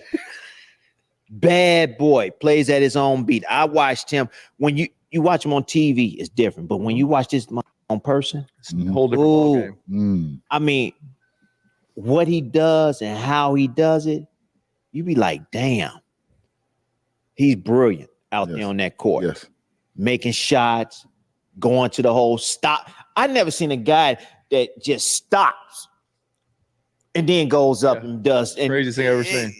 I I'm a study of the game. I just want them. I need for Luka to stop dribbling the ball. Stop being ball dominant. But that's his game. You got to know how to be ball dominant, but you got to know how to run offense. Run offense for some guys that need offense ran for them. Kyrie don't need offense ran for him ever. But somebody like my son, you need a floppy for him. Yes. Wide pin downs. I understand that. A couple of pin downs for him. You need to get him involved in the game so it can make it easier for you. Because if you got somebody like you, Mike, you stand in the corner for 8 minutes. You just run up and down the court and you stand in the corner for 8 minutes and then they pass you the ball. You got a wide open jump shot. You're not going to make it. You're not in rhythm. You haven't even touched the ball. You haven't touched the ball to take the ball out of bounds for 8 minutes. If you saying that you need some of your guys to come in and flourish and to have it easy on Luka and Kyrie, run offense, get other people involved. You're going to still get your 30. Yes. But then they're going to really talk about you in MVP conversation because them not talking about him is because their record is not up there. So, thoughts? First of all, DCC. Wait. Hold on. What happened? What I missed, man? What, Lord have mercy, what happened? Kyrie and Luke had the same game. They both dribbled to it. The way he's looked at the camera, bro. Well, he's not that far off, but it's not because that's not how Kyrie really plays. It's because that's how Dallas plays. Like, you don't have no choice when they say, "Hey, look, we're running this system, 5-man out. Luka dominates the ball, and guess what? Since you his co-star, guess what you get to do when he's off the ball? You get to do the same exact thing. That's our offense. They can't have two separate offenses. So, I mean, that's the only option the Mavs is really giving him is to play Luka ball when Luka's not playing Luka ball. First of all, like, it is blasphemy to say that Luka and Kyrie have the same game. Like, what are you talking about? DC Slim, what are you talking about? We can always count on DC for one. Slim, at least one. Slim, you my mans, but what are you talking about, Mr. Bojangles? Don't go down that road, Zo. You're right. Go down that road. You got it. No, I don't think they got the same game, but I do agree with Tim Hardaway Jr. Luka is a senior. You're right. Luka is a ball dominant forward that it kind of gets lost in his hands sometimes. You know what I'm saying? He doesn't have the skill set that Kyrie has as far as being able to beat his man off the dribble. And I think that has a lot to do with what Tim Hardaway is saying. Like you can't – who are you going to beat off the dribble? You're not laterally quick. You're not going to beat nobody off the dribble. You 6'8", and you got a big body. Pause. But you know what I'm saying? So I do understand why you have the ball in your hand, but I do think that the difference in that is Kyrie has a level of skill when it comes to him having the ball in his hands, that he can get to the cup, he can beat you on the perimeter, he can fake you out enough to where he can create space to shoot the ball. Slim, I can't believe you said they have the same game. Like that's let me speak to him beating people out the dribble. That's what the high screen is for, because you know what Kyrie's handle and quickness would get him by someone, and he get his shoulders past them. That's what Luka uses the screen for. And once he gets his shoulders past you or beside you, just like you said, he's got a wide back, and it's over if he gets his shoulders past you. That's what the screen is for, right? So yeah. But what Tim Hardaway is saying is that, okay, when you're doing that, okay, now you have an avenue to get your 30. What's the avenue to get someone like a shooter like Tim Hardaway Jr. his 15 to 20? Because if it's just standing in the corner and catching and shooting, you're always going to be cold. You never go be in rhythm like Luka is in rhythm, right? So that's why some games they have it, some games they don't. It's just if they're not doubling off of Tim Hardaway Jr., what shots does he go? I seen them run one floppy for him last night when they embarrassed the Suns, and when I seen it, I was like, oh, they must have listened. I didn't see another one for the rest of the game. Right? No down screen, no back screen, no double screens, no elevators, nothing running off any screens, none of that. It was just stand in the corner and wait for a pass, which is not going to be good when you're playing against teams that they really are contenders, man. But I'll let y'all cook on that though. Here's the thing. First of all, Tim Hardaway sound like Charlie Murphy. Next. Rest in peace to Charlie Murphy. Yeah, next. Charlie Murphy. With the way that the Mavs, and they've been playing decent ball and they've won 7 or 8 straight, something like that. But the way their roster is now comprised, you could actually run any offense and win. Like they right now, but I guess it's too late in the season to try to change what they was doing. But Tim Hardaway wasn't wrong. He wasn't wrong at all. But they could use the sum of their parts and be a better team and get wins versus relying all on Luka. And now Kyrie is in a red zone where he's learned how to cook and then turn it off to let Luka get his and then come right back to cook. Like when he first got to Dallas, he couldn't do that. Like he was either going to be all cooked or he had an off night. So learning how to, put the pause on cooking has helped Kyrie a lot. But yeah, Tim, right? Go ahead, Britne. No, I was just thinking that they have to figure out a way to, and he kind of mentioned this, that they have to figure out a way how to get the other guys going first. But I just don't know if Luka has the IQ, has the ability to do that. And I think IQ plays a major part in this. Luka's IQ is for me to cook only. That's basically what it is. Luka's IQ says, I'm going to drive down, and if I get in trouble, then that's when I'll pass it out. He doesn't understand, because the role of a true point guard, we in this positionless type of league. The role of a true point guard is to kind of be the coach on the court, right? You're supposed to be the second to your head coach, and he does not have that ability. And I think that's the major problem. He just wants to hold on to the ball, kind of like a James Harden in Houston. He wants to hold on to the ball, and once he gets in trouble, then he'll pass out, or whoever he needs to, wherever he needs to go. Priority list, Luka's MVP race, Luka's stats, offensive rating, winning. But yeah, I think they got to figure that out. If you ask me, I'm not sure if I would put Luka as the primary ball handler. I don't know. I think they should have went out and got a true smarter point guard. Like if they would have had a Chris Paul in his prime. He's a little older, so it might not won't be able to work the same as much anymore. But somebody who understands the game from that perspective on how to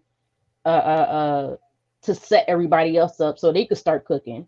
Because Luka has the ability to cook whenever, basically. He could get himself going whenever if Well, I think he does. I don't know because he just focused so much on himself from the beginning of the game and then throughout the entire game. So I don't know.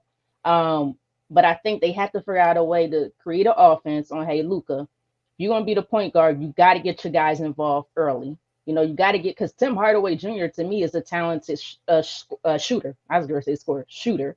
He could shoot from the perimeter, and that's what you need.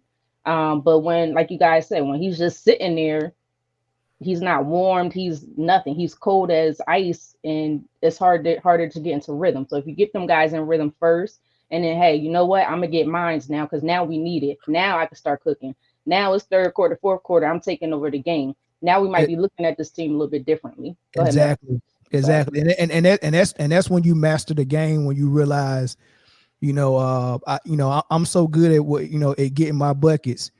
I can let the offense actually run for everybody else to be effective. And I can, if I need a bucket now, boy, I can go get it. And then especially in the fourth quarter, if the game is still close, then I can go ahead and run any type of ISOs that I want to run, and I can chop your head off that way. But I also think that they got to, like you said, Luka shouldn't be the primary ball handler or facilitator. It's great that he's a great passer, but it's a lot of great passes that play off the ball. Just because you're a great passer don't mean you have to be the point guard. If you're going to be the guy taking 25 to 30 shots, it's better for you to be off the ball, and you need to find a point guard that can find and get everybody involved, and then you can do your thing whenever you need to do your thing. But trying to do both is just it's not a good formula for success.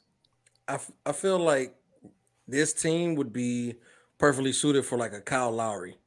Like this is where Kyle Lowry would probably shine right now, because you don't look to at Kyle Lowry for points. He's more of closer to that traditional point guard where he will facilitate. He knows how to get everybody else involved, and he has defense. He knows how to play defense. So you pick up Kyle Lowry. You have Kyrie at the 2. You send Luka back to his traditional position of a small forward, power forward type deal. Small forward, and then let Kyle Lowry be the primary ball handler. I mean, not Kyrie. Kyle Lowry be the primary ball handler, and let the offense run through him. And Luka be off ball, and watch just how much better that offense starts to flow. Because now you can't just worry about Luka. You have to worry about Kyrie. You have to worry about Tim Hardaway. You have to worry about Derek Lively and all these other guys now, because everybody's starting to get a rhythm and starting to get going. And then when it comes down to, all right, well, now we need our star to be a star. Then you can, do what you got to do with Luka after that. But by that point, the other team's defense is already worn out from having to guard everybody instead of just focusing on Luka.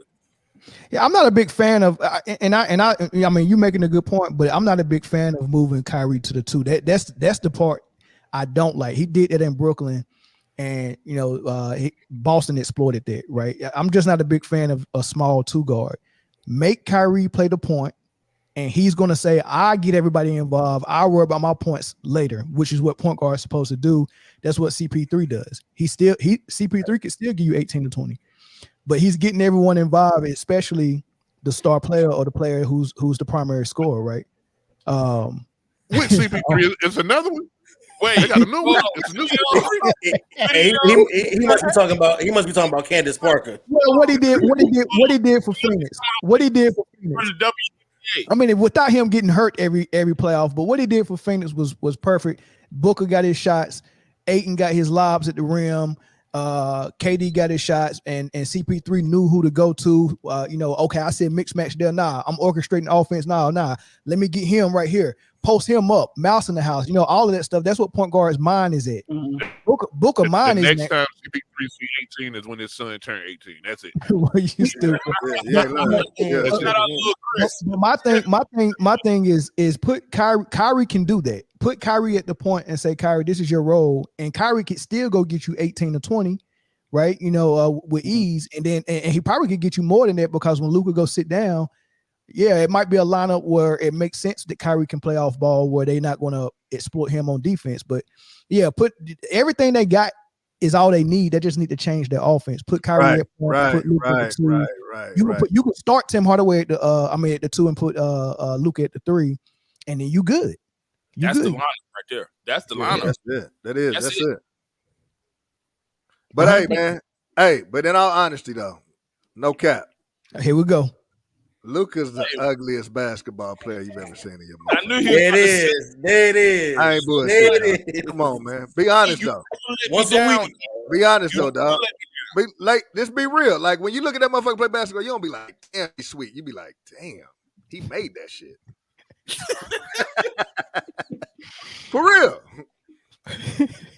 Phone lines are open, y'all. Phone lines are open. We'll take 2 calls for this topic. Two calls. I feel like he got that on a note card next to his computer because he said the exact same time every week. Hey man, I turned the channel when that motherfucker on, bro. I turned the channel when that motherfucker playing. It's hard to watch. It's hard to watch because it's clunky basketball. It's clunky basketball, and he looks out of position a lot of the time when he's the primary ball handler. He holding the ball for 25 seconds. You know what I'm saying? So I get you, E. I feel you, E. That's the ugliest shit I ever seen in my motherfucking life, man. All right, caller from Alabama. What's up? Bama. What's good, man? What's your name? Mike Johnson. All right, what's up? Go ahead. Oh, you was in the comments, right? Yeah.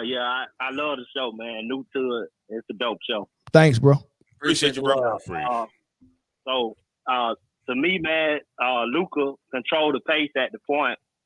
Kyrie is his perfect teammate. He used to playing like this with LeBron. I feel like Luka is a better offensive version of LeBron. Let me ask you this though, Mike. In order for LeBron to make that system work, look how many pieces he needed. He had to go get K Love. He had to go get J.R. Smith. In Miami, he had to go get Wade, Bosh, Ray Allen. Look at all the pieces he needs in order to make that flawed system work. On top of LeBron is a guy who is just different from Luka as far as physicality and what he can do on the defensive end. So even LeBron is better than Luka. So a super team with a better player than Luka is the only way to make that work. Do they have that in Dallas to make that work, or do they need to run a more sophisticated offense? No, I think they have the blueprint. The Cavaliers version, they just got to go out and get the pieces. So they need a super. But listen to what you're saying. A two-headed horse with 2 superstars ain't enough for the way they want to play. They need to go get more pieces. You need a super team to make that system work. You have to a better offense can get it done with 1 superstar. Toronto got it done with just Kawhi. So you telling me in Dallas you got 2 superstars and you need more? Yes, because that's the only way Luka and Kyrie can play. It's just what it is. That's not the only way Kyrie can play. That's the only way they're playing, because Luka wants to do that to get his numbers. He wants to win and win MVP. LeBron wants to do that and get his number. It's the same. Of course. And he had to form a super team to make it work for championships. That's what I'm trying to say. So yes, I agree. So if you Dallas, that's your blueprint. You need more. That's crazy. But they ain't gonna win unless. But I got them. I like that team now. I think they got a chance to be in the Western Conference Finals.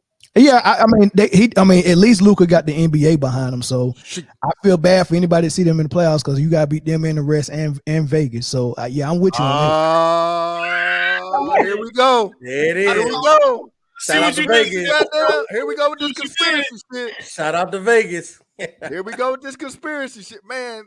You know how hard that is. What, for a referee to call a game a certain way? Come on, man. It's a whole referee team, bro. Very easy. All you do is get instruction before the game. Hey, we're letting this go. We're not letting this go. They don't have to know why. I mean, the head official say, "Hey, man, here's a DVD. I want you to watch all these plays where we missed fouls where Luka was getting fouled, and that's a point of emphasis for the night." And you look at that and be like, "All right, man," because if you don't follow that blueprint that the head referee gave you, then you get a bad grade after the game, and people get playoff games and finals appearances as referees based on what their grade is at the end of the season. You know what's keeping black people behind? What's that? Wait a minute. We just went somewhere else. Hold on. You know what's keeping black people behind? Don't do it. No. We still in Black History Month. I want to know. I want to know. Because I got some for them. Conspiracy theories. You know what? Harriet Tubman said that she could have freed more slaves if they knew they were slaves. You know, and also speaking of Harriet Tubman, since this is a sports show, I do want to go ahead and throw that out there that Harriet Tubman has the most rushing yards of all time. All time. Easy too. All right, caller, man, appreciate it, bro. Yeah. Y'all like ignorant. Jules from Chi-Town, what's up, big dog? What's good? Chilling. How y'all doing? Oh, we good, man. What's your thoughts? What's your thoughts on the topic? What's my thoughts, man? Shit. Put Kyrie Irving at the goddamn point guard. He showed that he could be a point guard that can score. Yep. We seen that generations ago. Isaiah Thomas, Tim Hardaway. Motherfuckers can get buckets, but I think that will be the best distributor for that team. And like you said, he'll keep the shooters hot. Yep. You know what I'm saying? I think he could do the job. Yeah. I just don't understand. I know kid know this. I just don't understand why they're not doing it. I'm going to tell you what the fundamental problem is. They ain't finna not try to have this white boy out front all the time. See, I'm going to say the quiet part out loud, goddammit. You trying to get that shit down, man. You trying to get that shit down. We just getting started, Jules. Hey, never bring whole black people down. You know I keep it 100. Go ahead, bro. We got sponsors. My fault. I said YT. I should have said something else. You know, Mark Cuban own Underdog Fantasy, right? I know, man. I'm sorry, bro. Underdog Fantasy. hey, that's why we ain't gonna make it. Hey, Jules. I know that's what it is, man. And now the way you're supposed to say it though is this right here. You're supposed to say that oftentimes the profit margin is better than winning, and everybody will know what you mean by that. There you go. Everybody know who the profit margin is. There you go. Yeah. There you go. Hey, Jay, text it to him next time. I should said it like this: the powers that be want to make sure that lipless, moist towelette is the one that's out front. Lord have mercy, Jules. Hey, Jules, bye, man. Jules, bye, man. You got, bye, Jules. You got. Thanks for the call, Jules. Thanks for the call, man. Hey, man. Thanks for the call, bro. Hey. Right, hey, man, you got to talk more in code, man, like a Nigerian proverb, man. Be like, hey, wisdom was chasing her, but she was faster. He gonna get our shit shut down. What are we doing, man? What are we doing? Don't worry about it, man. Hey, man, it's Friday night, man. Everybody been sipping, bro. Last call. This is not how man down normally acts. I promise you. This is not how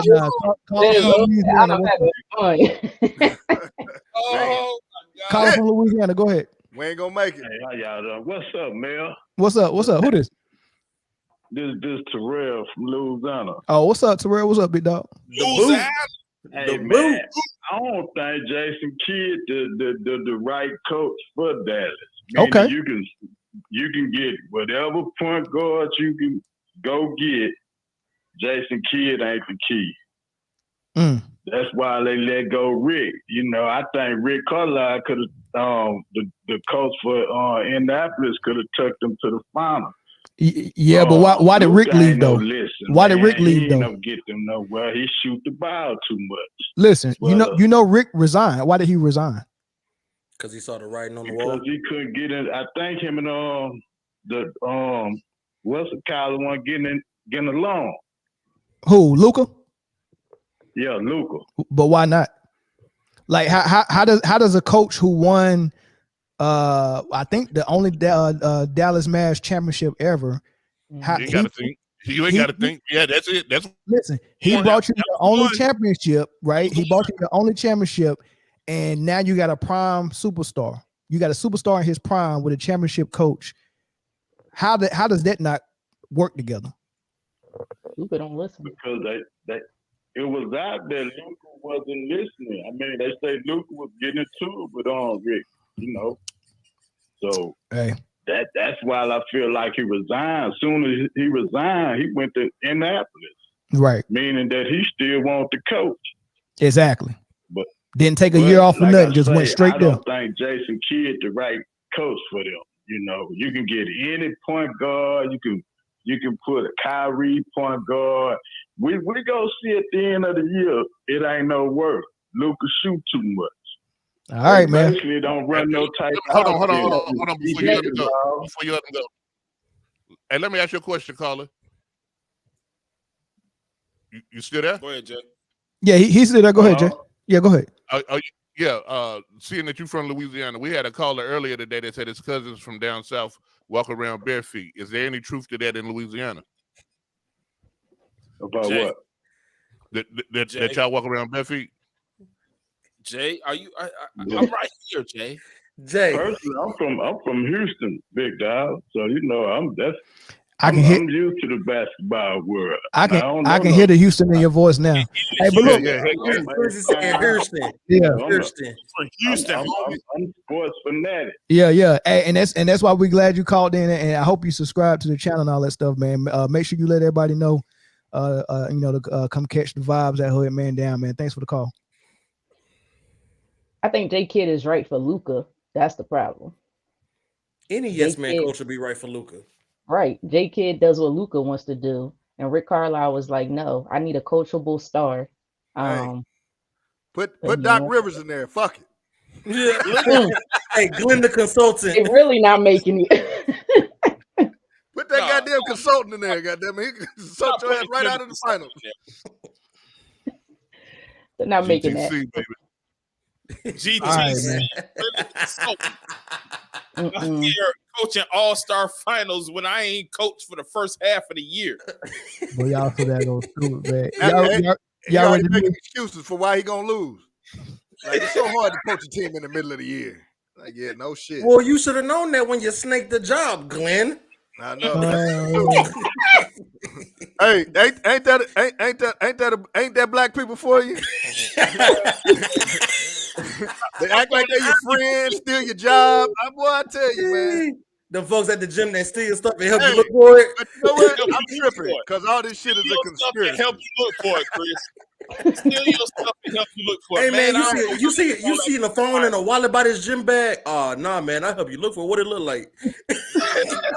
It's already in his car. He done handed it off to his boy already, and it's already being sold on the corner. We gotta move on. We already off the rail. The thoughts and opinions expressed by Eric is not representative. We're still not doing bad on time, y'all. DC Slim. We still not doing bad on time, so I like how we're doing it, man. That's pretty good. We're doing better than we did last week, man. All right, so this. Hey, we'll let our guest open this one up first. We're not opening it up. We'll let her get her thoughts on this one first because he is from Philly and she might have some insight with some Allen Iverson stuff. But Allen Iverson was on Shaq's podcast, and man, it's a lot of good sound bites on this, man. So, but it was one thing in particular he was asked, and they asked him what he would do in this era of basketball. And this was his answer. You played in an era where we were allowed to touch people up, hand checking up the court. Somebody asked me this other day, so I'm going to ask you, what would you average in the game today? If you went for it. Ain't that too my horn? Of course, but yours a horn. It's okay. Okay, if I averaged 30, I lost the scoring title to Kobe the year he averaged 35. I averaged 33. Man, and crazy. I'm just thinking like if I was to play in this era where it's wide open, if I can average 33 in a season, I'm gonna just take it up to 43. I know 10 points more. I agree with that. Gotta be. And then what's he doing in this era? God damn. He's up against Chet Holmgren, who's great. Yo. He's good. Chet playing in my game. Really, I love Chet. I love Chet too. But look, barbecue Shiska Bobs. That's what that is.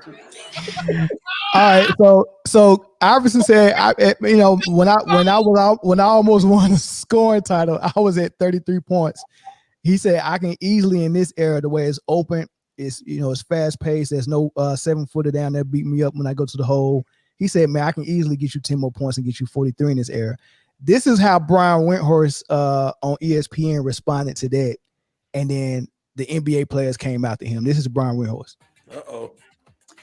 Before I get flamed by Iverson fans, I just want to say, of course, if AI was playing in his prime today, his game would be different, and he would take advantage of the defensive rules. Although nobody got fouled in that era more than AI because he knew how to get fouled, and he might get to the line less. But before I say that, he obviously would not 100% be apples to apples. That said, if AI played today, he would be heavily criticized.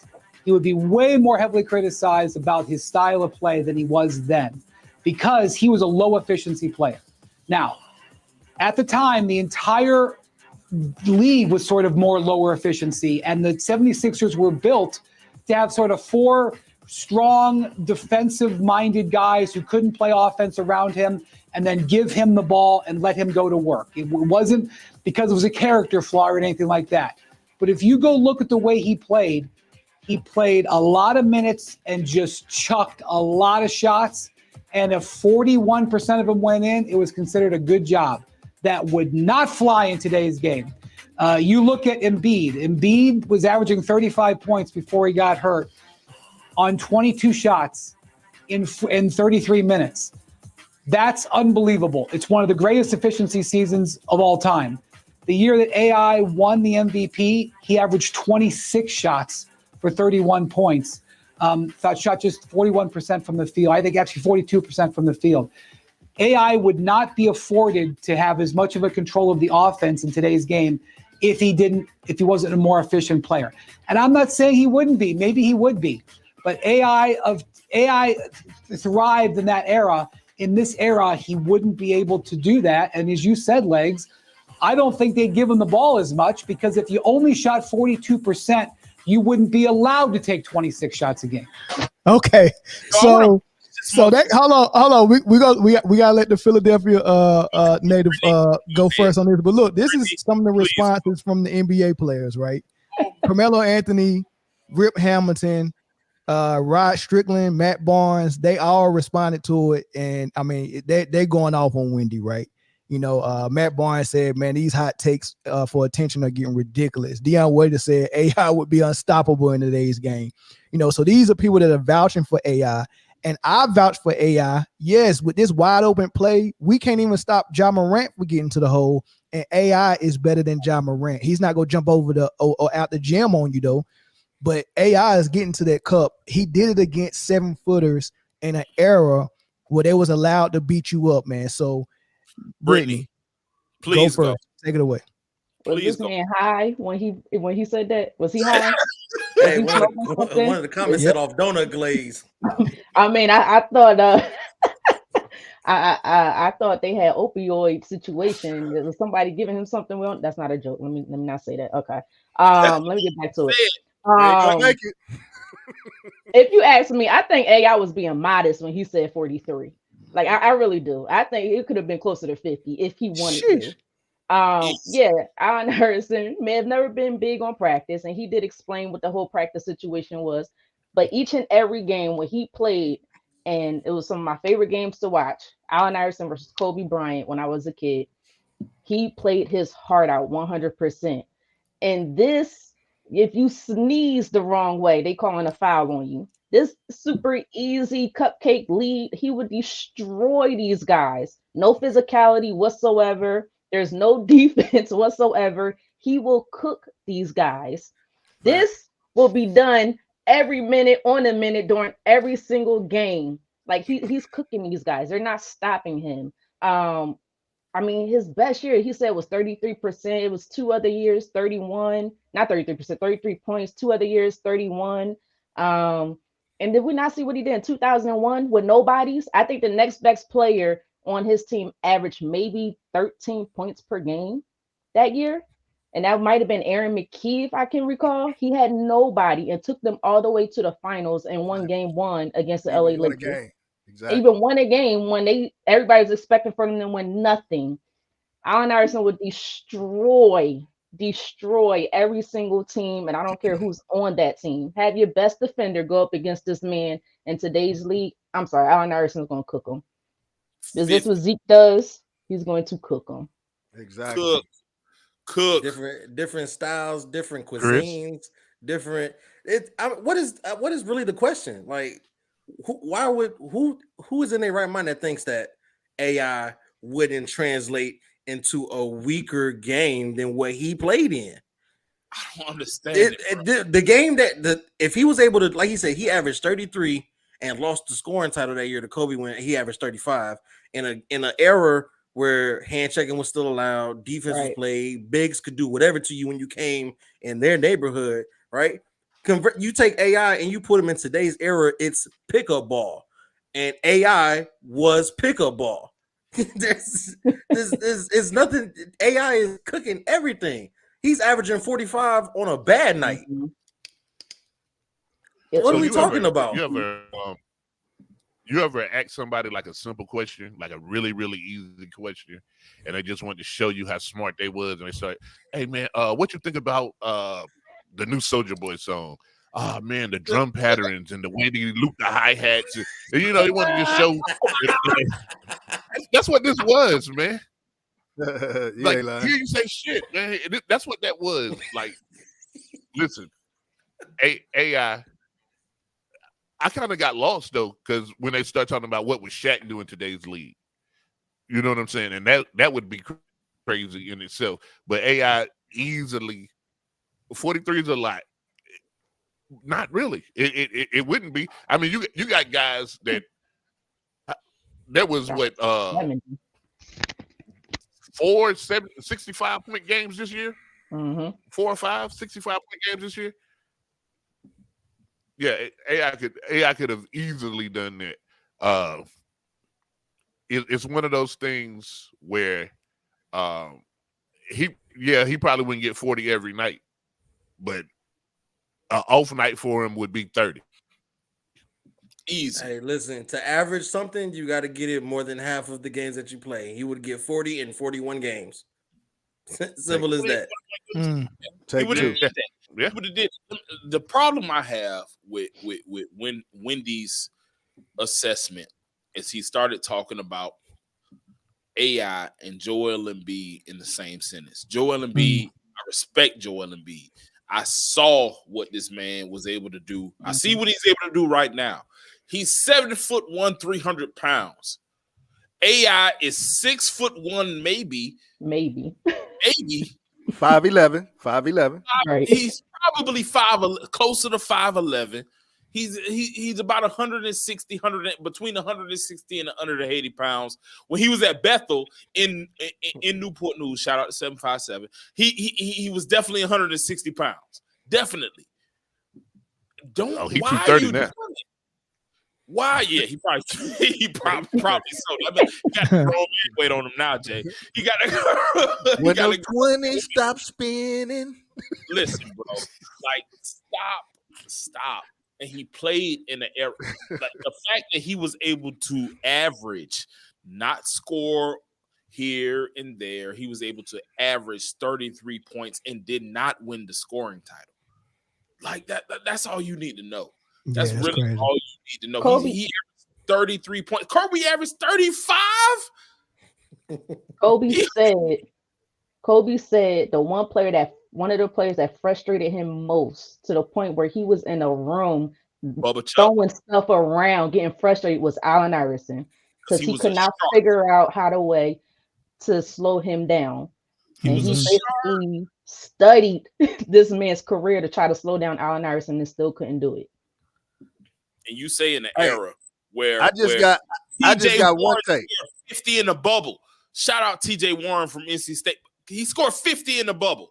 And you telling me Allen Iverson could not score on a regular basis in this league right we now? Ain't heard from TJ Warren since. Hey, you know what? I just got one take, man. Mel, and this is why you're gonna make it, because those people on national television making horrible takes like that, and people are actually clicking on it and believing it. It's unbelievable. It's like, damn, for real? My thing is how they felt. What made people start hanging their hats on efficiency ratings? Bro, I don't understand why you would even go against, like, Allen Iverson when they played the Lakers. Everybody know I'm a Lakers fan through and through. Since the 80s. Unfortunately. So, hey, man, look, Chris. I'm sorry. It's second nature. I had to get it in. My bad, bro. Continue. I know, man. Don't worry about it. Hey, I seen how hard he played that game, bro. It was like he was literally playing by himself. Mm-hmm. And he dominated game 1 against the Lakers by himself. A Lakers team that didn't even lose in the playoffs. We didn't even lose in the playoffs. I'm so happy you brought that up, man. I thank you. I appreciate it, man. Hey, hey, he revolutionized the game, bro. In so many different ways. Mm-hmm. His crossover was so deadly, they made a rule for it. Yep. The crossover was so deadly, they made a rule for it. He shook Jordan, the legend Jordan, out of his socks, bro. Mm-hmm. Jordan still had his socks on. Yeah. One of the best finishers at the rim. Yeah. Best finishers at the rim. Now After check this being out. beat up. And then he brought all the gangster thug hood stuff to the league, bro. Had his mama braiding his hair courtside. He brought Bro, the hip hop culture to the league. how So many this was people what- had the sideways cornrows, bro? Not me. I had a finger wave. We know. You know, man. Well, look. You bought it to the conspiracy by that time, dog. Hey, Phil, if you could have did it, you would have did it at that time. I had them. I just didn't have them. I couldn't get them. You Well, was look, man, hold on. We get off topic. Look, listen.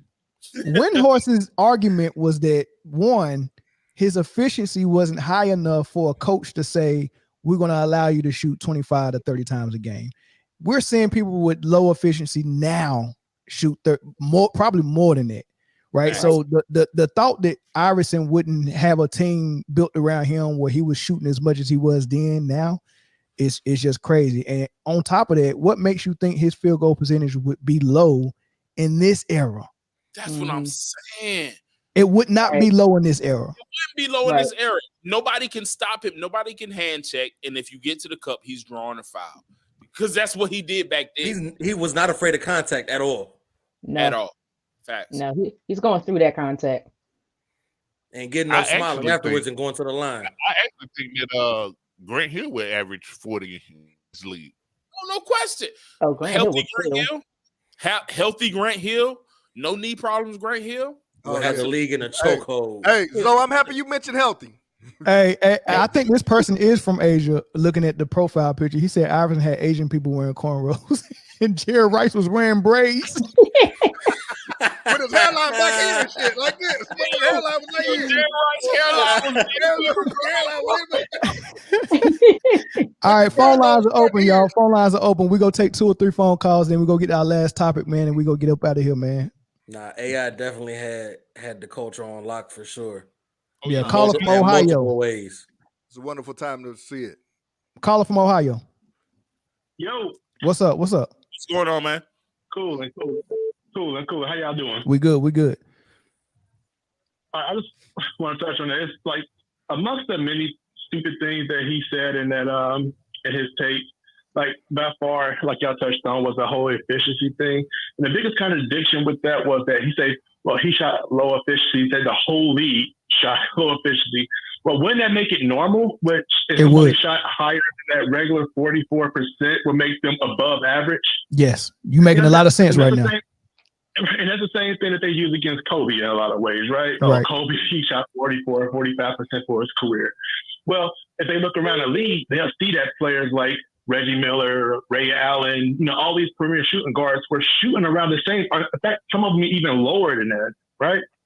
So I just wanted to touch on that point, man. I don't want to take up too much of y'all time, but No, you made a good point. That's a good point. Like, I mean, if he admitted that efficiency or score, I don't even call it efficiency. I say field goal percentage. Just call it what it is. His field goal percentage, because if we're talking about efficiency, it goes beyond field goal percentage. Like efficiency to me means how many seconds off the shot clock did you use to get a high percentage shot? How many dribbles did you take to get a high percentage shot? Right. How many screens do we have to use in order for you to get a high percentage shot? And all of those things, right? That's efficiency to me. But field goal percentage, we already got a name for that. It's called field goal percentage. I don't know when it changed to efficiency. You know what I mean? I just don't know when it changed to efficiency, man. But you're making a solid point for sure. Yeah, that's his new era lingo right there, among many other made up things. It sound good. It's like when it went from Target to Target. It's still Target. Exactly. You know, it's the same thing to me when people talk about, like, you know, the best player in the NBA versus the best overall, you know, all around player. That's a silly thing to me too, because if you're the best player, I mean, you're best at everything, and not just, you know, like, that don't make no sense to me personally, but you know, it is what it is. Yeah, thanks, man. I appreciate the call. Hey, Vita, I seen you in the comment section. We need you to call in today because I told you we needed your heat on the panel on Friday. So I'm hoping you call in soon. All right, brother. Thank you. Salute. All right. Peace. All right, we'll take 2 more phone calls. That's bothering me as a AI fan and a Philly fan. Woo! Don't show up to Philly, Wendy. Don't do it. Did you hear that the day before we got on? I did not. I did not. He can't come into Philadelphia. He can't. Hey, Britne, go ahead and make the call and tell him he cut off from all Philly cheesesteaks in Philly. All Philly cheesesteaks, all Philly cheesesteaks, all Philly Italian sausages, all of that. Do not show up at the Italian South Street Market. You're cut completely off. You know, well, look, AI we got a caller from Pennsylvania. Caller, what's up? Yo, what up? It's Sugi again. I just wanted to point out something that people like to conveniently forget when they're talking about the difference between eras and field goal percentages and all that type of stuff. Number one, defense is always going to lower, quote unquote, efficiency when your star player is being guarded tightly for 48 minutes or however long they're on the floor. You know what I mean? When the defense across from you isn't giving up easy shots, of course the league average is going to be down. So it's like people like to provide these arguments to say all this stuff, like dude was saying, you know, the way they structured the hi-hats and all that earlier. Yeah. You know what I'm saying? They like to use all these words to obscure the true points that can be made when you examine things with context. You can make anybody look bad just by looking at numbers and cherry picking certain stats. Yeah. And not really analyzing somebody's game. Like one of the people in the chat said, Iverson developed that crossover because of hand checking, because he's a smaller player and you're playing against bigger guards that can put their hands on you. That's game. Yeah, that's a good point. I respect it. I'm with you on that.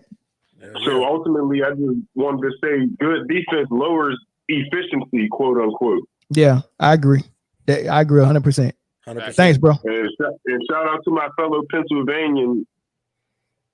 Definitely was a Sixers fan back in the day because we ain't got no basketball team in Pittsburgh. Y'all sure all right, brother. Y'all ain't got a basketball All right, catch you on the next team. one. They ain't got a Damn sure ain't got a football team. They ain't got a shit. I call from Illinois. If we calling the Steelers football right now. What's up, brother? Hey, man, nothing much. I want to chime in on that Allen Iverson topic because All I've right. been waiting to start here. All right. We also got to look at, like, Allen Iverson averaging 33, 35, 27 points per game for a career. We also got to look at league average, how much they were scoring as a team. So each team is scoring 102, 103 points a game, if that. So look at the percentage of points that he's scoring for his. Also, we look at players in today's game like Ja Morant. Ja Morant gets to the bucket anytime he wants to. Yeah. You know he's going to the bucket. You can back off of him. He still gets to the cup. Yeah. Man, Allen do the same thing. Facts. Except he got the jump shot that Ja Morant don't have. He showed. There it is. Oh man. And another thing, with this, with Tim Hardaway.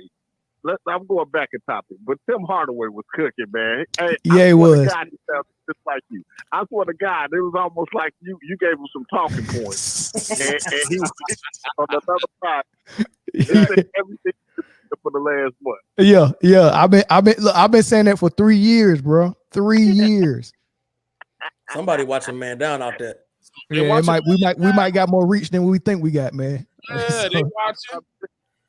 Yeah. Hey, thanks, bro. I appreciate you.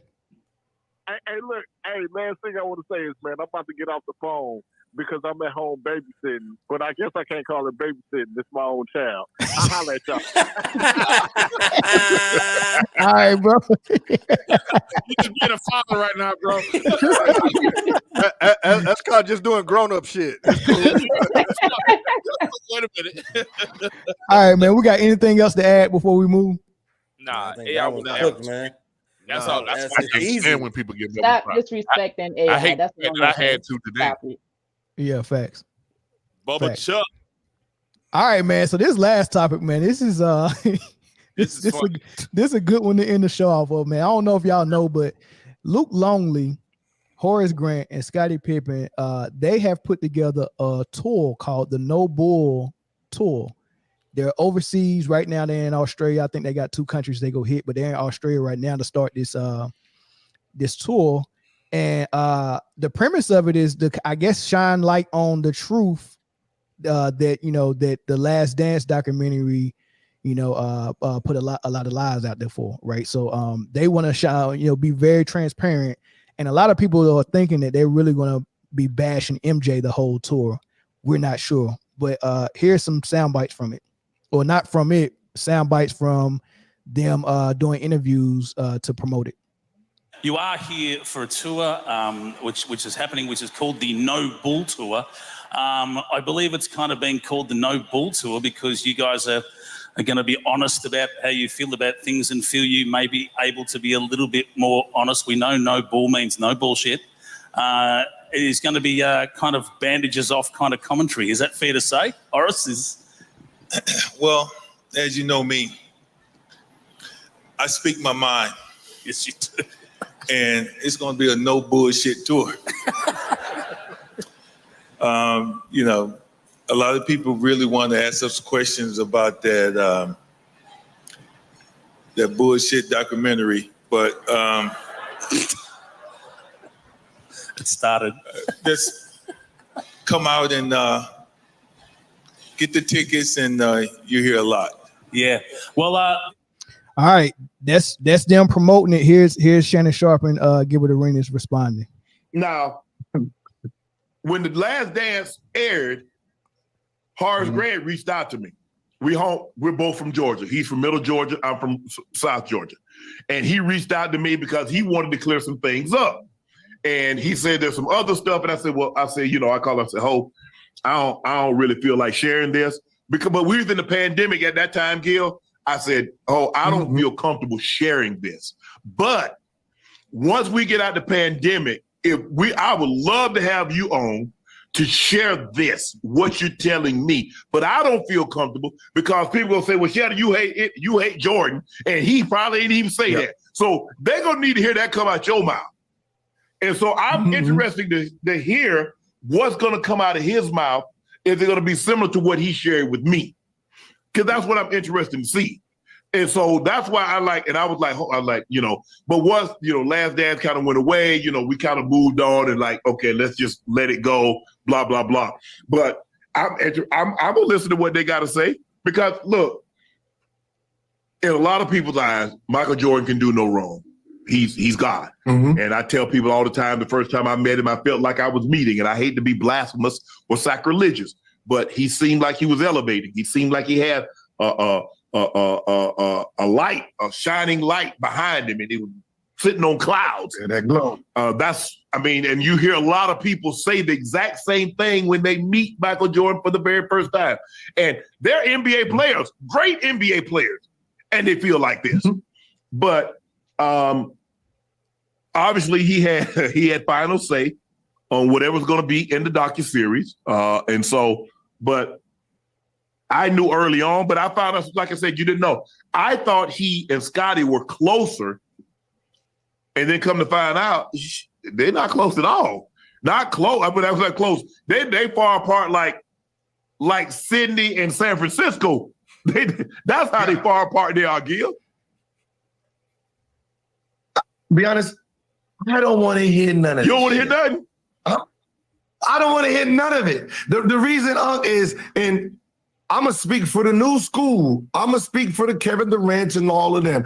I don't want to hear the shit about no champion complaining about being a champion. You sold us on championships and do whatever it takes to win a championship. 6-time champ. three-time champ. Don't give two shits about what Michael Jordan did to help you motherfuckers become a champion. Because when people come at you, you do this right here. Whatever it took, stand on it. I don't want you complain about how brutal he did. He told me this. You a champion, right? Nah, he got me portrayed. He got me portrayed like a bitch. He got people thinking. I'm a garden tool. I can't have that. Gil. I can't have it. I got to clear my name. You a 6-time garden tool, goddammit. I want my restitution. All right, man. So before we get to it, I'll read this super chat real quick. It was on the last topic. He quoted Allen Iverson, Hall of Fame, when he said, you want to be fast like Isaiah, you want to shoot like Bird, rebound like Barkley, pass like Magic, be dominant like Shaq. But man, I just wanted to be like Mike. That was a dope quote from Iverson. So here you go. They're doing a tour. It's the No Bull tour. It sounds like they're going to be airing some stuff out. They already had grievances to air out with MJ. So I guess they're going to actually reveal a lot. And remember, Shannon just now said, after the Last Dance aired, Horace called him and said, I want to do a episode and I want to set the record straight. And he said Horace told him something that he didn't feel comfortable sharing, and he wanted Horace to share it. So the first question is, what the heck do you think Horace got on Mike that he can share? And then the second question is, what you think about the tool? Hey man, I'ma just say this, bro.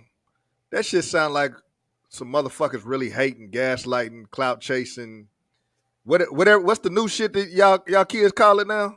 Bitter baby mamas. Yeah, man. Like, who the fuck go out there? This motherfucker made you a champion. Horace Grant wasn't doing shit without Jordan. Bitter baby mamas, bro. Like, who go out there and just start snitching? That'd be like me coming on there sharing shit I know about people. Like, who does that? Like, when did the game switch up like that? I don't know. Because that ain't my generation. We didn't do shit like that. I don't see what the problem is. You have 6 rings. What are you complaining about? Like, I don't understand what the beef is with this man. And wasn't Scottie Pippen a part of the Last Dance? Yeah. Wasn't he in the Last Dance? Well, why didn't you address it then? Why are you waiting now? He was a part of it, but it was kind of like I'm gonna tell you why. It was kind of like the Temptations and shit. Oh, Zoe, I know where you're going too. I know exactly where you're going. Britne, I'm gonna tell you why. Britne, you my dog. I'm gonna tell you why. Because Marcus wasn't involved when the Last Dance happened. Yeah, like I said last week, man. If your son got my old lady feet on the ceiling fans, we gonna have some problems. Yeah, like it wasn't that much smoke back then. Like I could be able to give. I remember when I was watching basketball, Scottie putting his number 10 Jordans up on the screen when he was on the sideline and saying, "Jordan, hey." Because, you know, Jordan had all his achievements on the number 10 Jordans. For those who ain't shoe fanatics like me, I know Chris and Jay, y'all understand what I'm talking about. You know what I'm saying? I ain't got that many pair like that. He had his achievements on every stripe of the bottom of the number 10 Jordans. And I remember Scottie wearing them in game.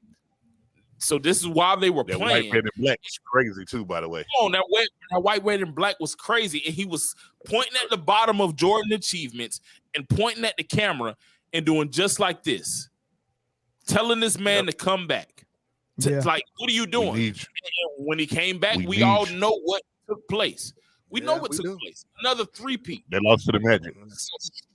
They lost to the Magic that year. The first year he came back to, ironically, Horace Grant's Magic. But shut your mouth and know your role. Like, hey, this comment right here is on point, Zoe. Let me see. Oh no, that's not the right comment, but I gotta find it. But now, basically, what he said is in Australia for a reason. They gonna get ran out of the arena here in the States. They can't come do this tour nowhere in the States. They can't. They knew exactly what to do. We know the history. We know what's up. My thing about it is like this. Here's the thing. Go ahead, Chris. Oh.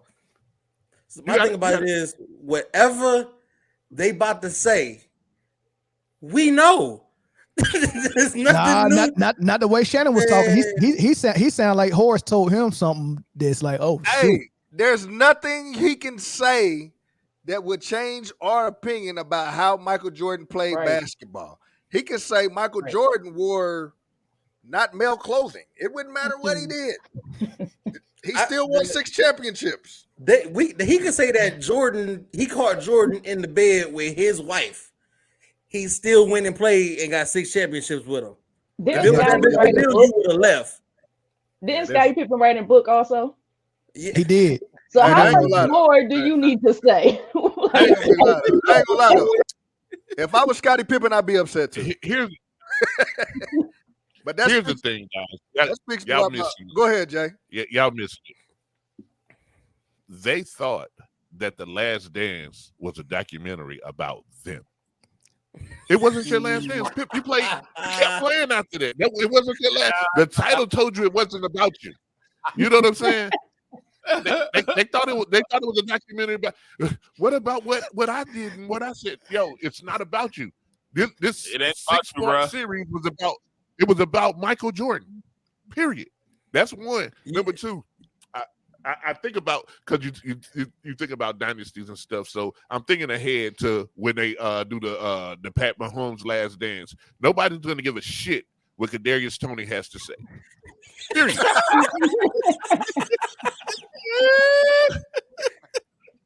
Hell no, ain't nobody gonna give a damn about Kadarius Toney. Hey, listen. The only interview he gonna get is, did you think you was offsides? That's the only interview he gonna get. Luke Longley if Luke Longley ain't Kadarius Toney, like, bro, exactly, no one cares. Right. We know what I want no one cares. Horace Grant. Go ahead, Jay. Go ahead, Jay. That's what I'm saying. Nobody cares what they have to say. It doesn't even matter. Look, your feelings was hurt. Jordan wasn't that great of a human. Doesn't matter. He was a great basketball player, and he made great shoes. What else can you tell us that we care about? We don't care. Listen, he been stopped playing basketball, and he's still making shoes. We don't give a damn about his new shoes. Re-release them old ones again. Give me some 8s again. Give me the 6s again. We don't give a shit about nothing. We don't care about if we see Michael Jordan right now. We don't care about him now. We care about what he used to be. We don't give. Go ahead. I was gonna say, if I'm Pippen, Grant, or I can't think of the last guy's name right now because that just tells you how relevant he is to the whole situation. But if I'm any one of those three, MJ helped me win my rings. He helped me with my money. He helped me with my endorsements. He helped me with interviews after my career was over. I have no complaints. I don't care your attitude, your mentality during the times you yelling at me, you want to fight me. That got me to where I am today. I don't have a problem with MJ. I don't see what their beef is, what their issue is. Yeah, the wife thing, okay, but that was your son. Have a problem with his son because that tells you his son got more game than you do, and that's a problem. That's on you. I said it right here, right now. That's a problem. So outside that, you should have no problem with MJ. Hey man, Melvin. Yes, sir. This why we gonna get off the air. All right, y'all ready for the phone calls, man? And this would be it before we end it, man. We kind of did okay on time. I wanted to end before 2 hours, but I think we get about 10 minutes of phone calls and we're in before 2.5. I think did we do good? We did good. I think we did good. Hey, you know what this shit remind me of? Y'all seen the Super Bowl commercial for Geico when the caveman thought it was his documentary, but it was the lizard? Yeah. I did see that. All right, caller from Texas. What's up? It ain't about you, man. Jeff Gee out from Fort Worth, bro. What's up, big dog? What's happening? Funky town. Yes, right. Funky town's in the house. Young lady, I want to thank you for being here. Where you been all our lives? But again, you're absolutely right. Them jokers right there. There's the Haters Tour. Sponsored by Haterade. This ain't got nothing to do with basketball. It ain't got nothing to do with changing the order, how people getting paid, how people getting they're diversifying, doing all this other stuff, which is what Michael Jordan did for all those people. All those people. Steve Kerr is a coach in the NBA right now because he played with Michael Jordan. That's a good point. If you don't want to believe it, that's a whole other level. we're not even. I mean, Luke Longley, seriously. The only reason this is happening in Australia because he's Australian, right? And he got butthurt because he didn't get any shine during the actual docu drop. That's right. what it was about. But listen, he mentioned that he didn't get no shine in there, and they did a whole new documentary just for Luke Longley, and Jordan interviewed for it. So I don't understand how Luke Longley even teaming up with them for this. He getting caught up because see Horde, yeah, he got a little thing because some guy put out about how Jordan said he wasn't gonna eat on the plane. That's what that's all about. That little nugget got put out in the public. He's upset about that. That's what because he feel like his manhood got challenged and ain't nobody gonna stop me from eating and all that other stuff. Right. Scottie Pippen, if you really pay attention to Scottie Pippen, he's always been shifty like this. He's always been like this. He always felt like, now again, to me, I was a huge Scottie Pippen fan when he was playing. Huge. Like his defense on the perimeter, he didn't get enough credit. There's a whole bunch of things. There's a lot of glue stuff that he did that made that thing work. But he did it because Jordan was doing the bulk of everything else. He was able to do that glue stuff because his skill set, his size, his wingspan, he was able to do those things. He was perfect for it. He's perfect for the role. But to me, he gets mad because he didn't receive enough flowers at the time. I get it. But see, he decided to take that big contract. Yeah. He decided to not wait. When he was told, and he wasn't just told by the owner, he was told by Jordan. Like, hey, bro. Because Jordan, if people don't want to remember this, there was a lot of years that Jordan was not even in the top 20 of top played NBA players. You don't remember that. Yeah. You know what I'm saying? Hot Rod Williams was making from Cleveland was making more money than Michael Jordan. Yeah. As far as salary, people forget that. They want to think only that those last 2 years he got that big money. But the thing was with Pippen, he didn't want to listen. Now he had his family situation. He did what he needed to do.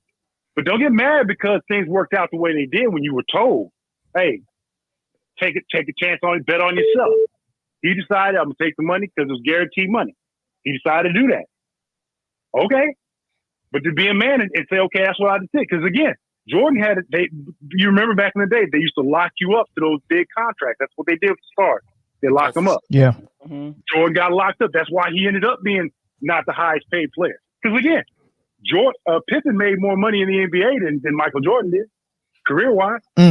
Right. People don't remember that. That's crazy. But again, this is all about hatred. This is all about the fact that, Pippen wants to sit up there and act like it's Jordan is the cause for all that. No, like Gil said, I can't believe I'm agreeing with Gil. He's the reason you got 6 rings. Facts. Let's not pretend like he was like you said, he was a terrible player. In what world are you imagining? When you came in averaging 11 points as a rookie, that he was a terrible player and he was averaging 37. What are you talking about? Yeah. What are you speaking about? It's like, he's trying to reimagine everybody, gaslight us all. Like, oh no, that's not what happened. This is what happened. Yeah. When his father passed away, I sit up there when he retired and I pretended like I'm his teammate, I'm his man, his friend, his road dog. When this dude took it, because here's the thing, what people don't realize, when they went at Kukoc in 92, that was Jordan getting his back because Kukoc is supposed to be coming and taking his spot. So listen, and I'll let you go after I say this, but the GM, and I'm forgetting his name, Jerry Krause, he knew that he wanted to rebuild with something new and younger, and Pippen was the guy because he was thinking about the money, right? He didn't want to fork out a lot of money, so Pippen was always looking for Pippen's replacement. Kukoc was supposed to be it, and Jordan and Pippen knew.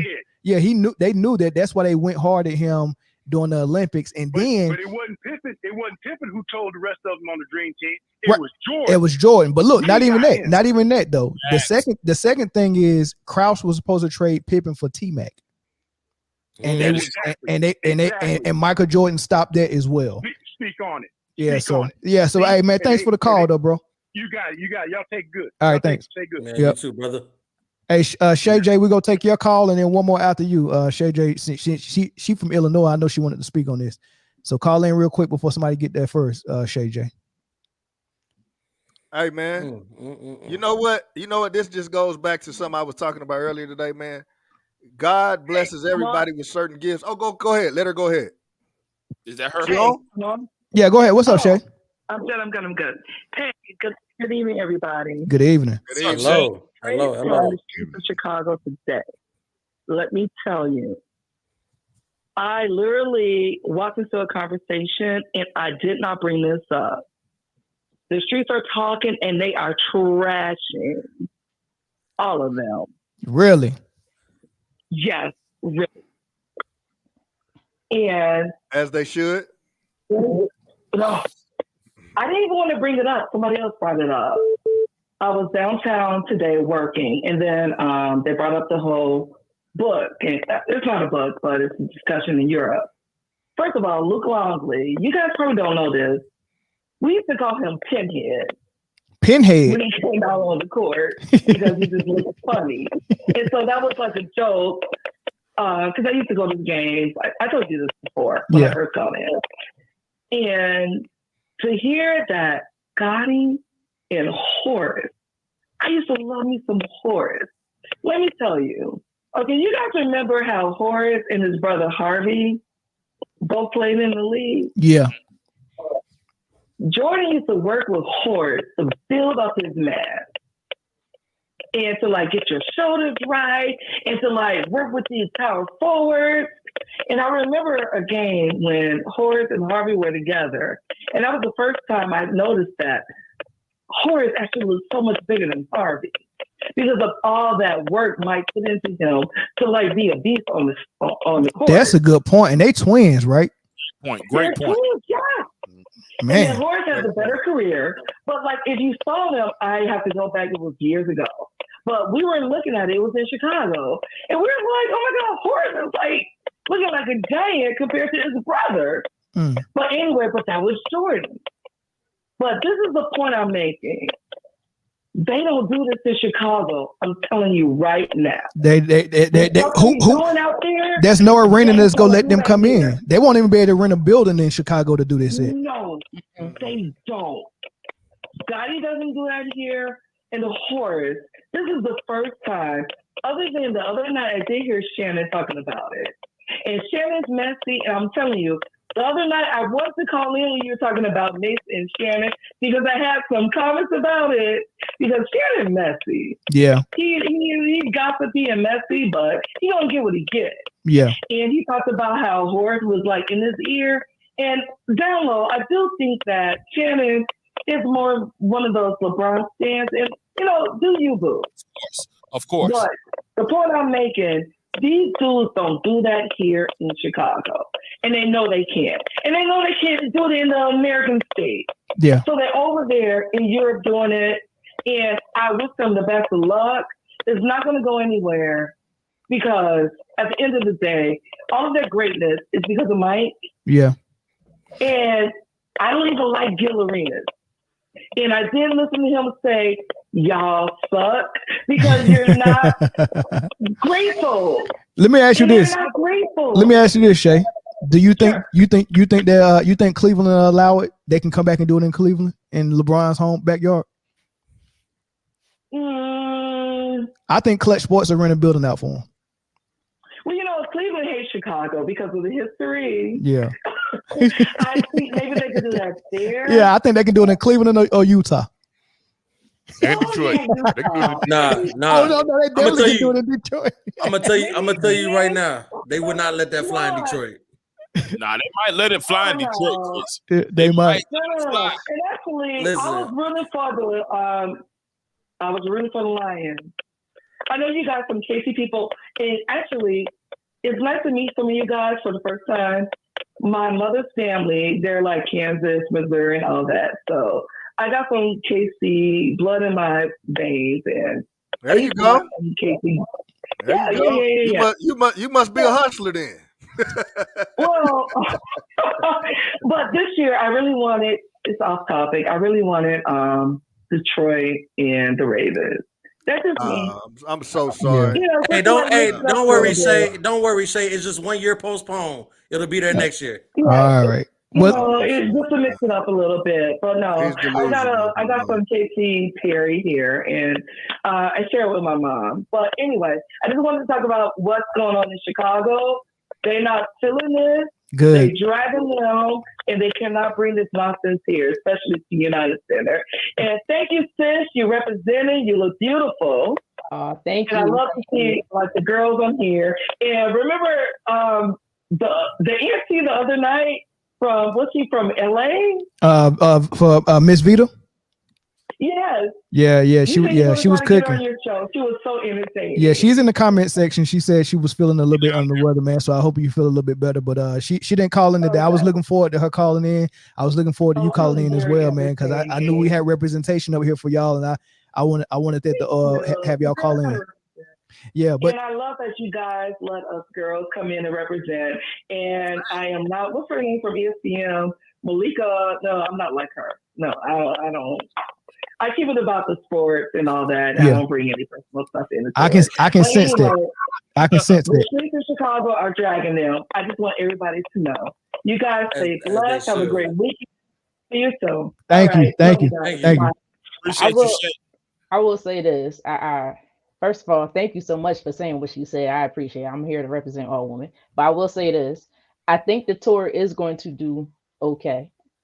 And I tell you why, because it has Michael Jordan's name attached to it. Anything with his name attached to it, people are going to be interested in it, regardless of what the content is about.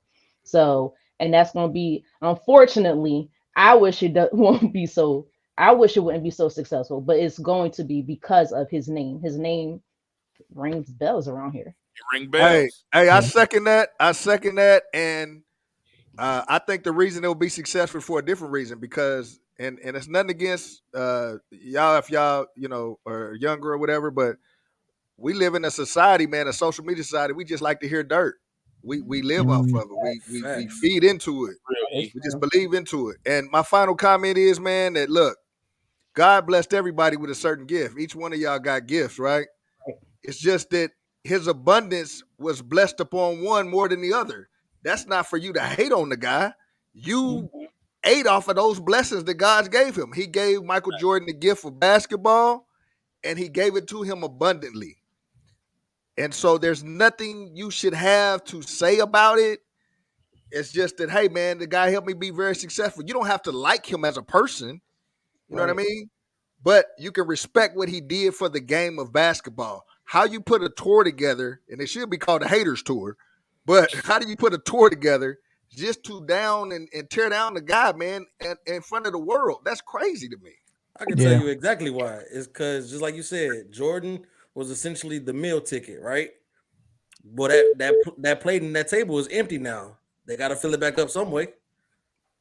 And the fact that Luke Longley scored 13 points in the half and did not score anymore is the reason why he ain't got no choice but to go on a freaking tour. And I got a problem with Scottie, y'all. I have a problem with Scottie. Look. Is it the braids? Because that's my problem with him. I always thought Scottie was a special looking motherfucker anyway. You ever seen a motherfucking nose that long? I ain't never.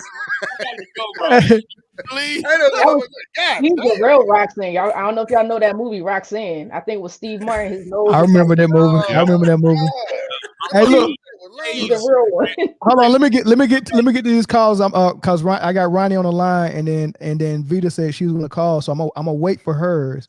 And then DC Slim was trying to call, so I'm gonna try to get these three in real quick. Ronnie, go ahead. What's up, fellas? What's going on, Miss Lady? What's going on? What up? Man, listen, let me say this, man.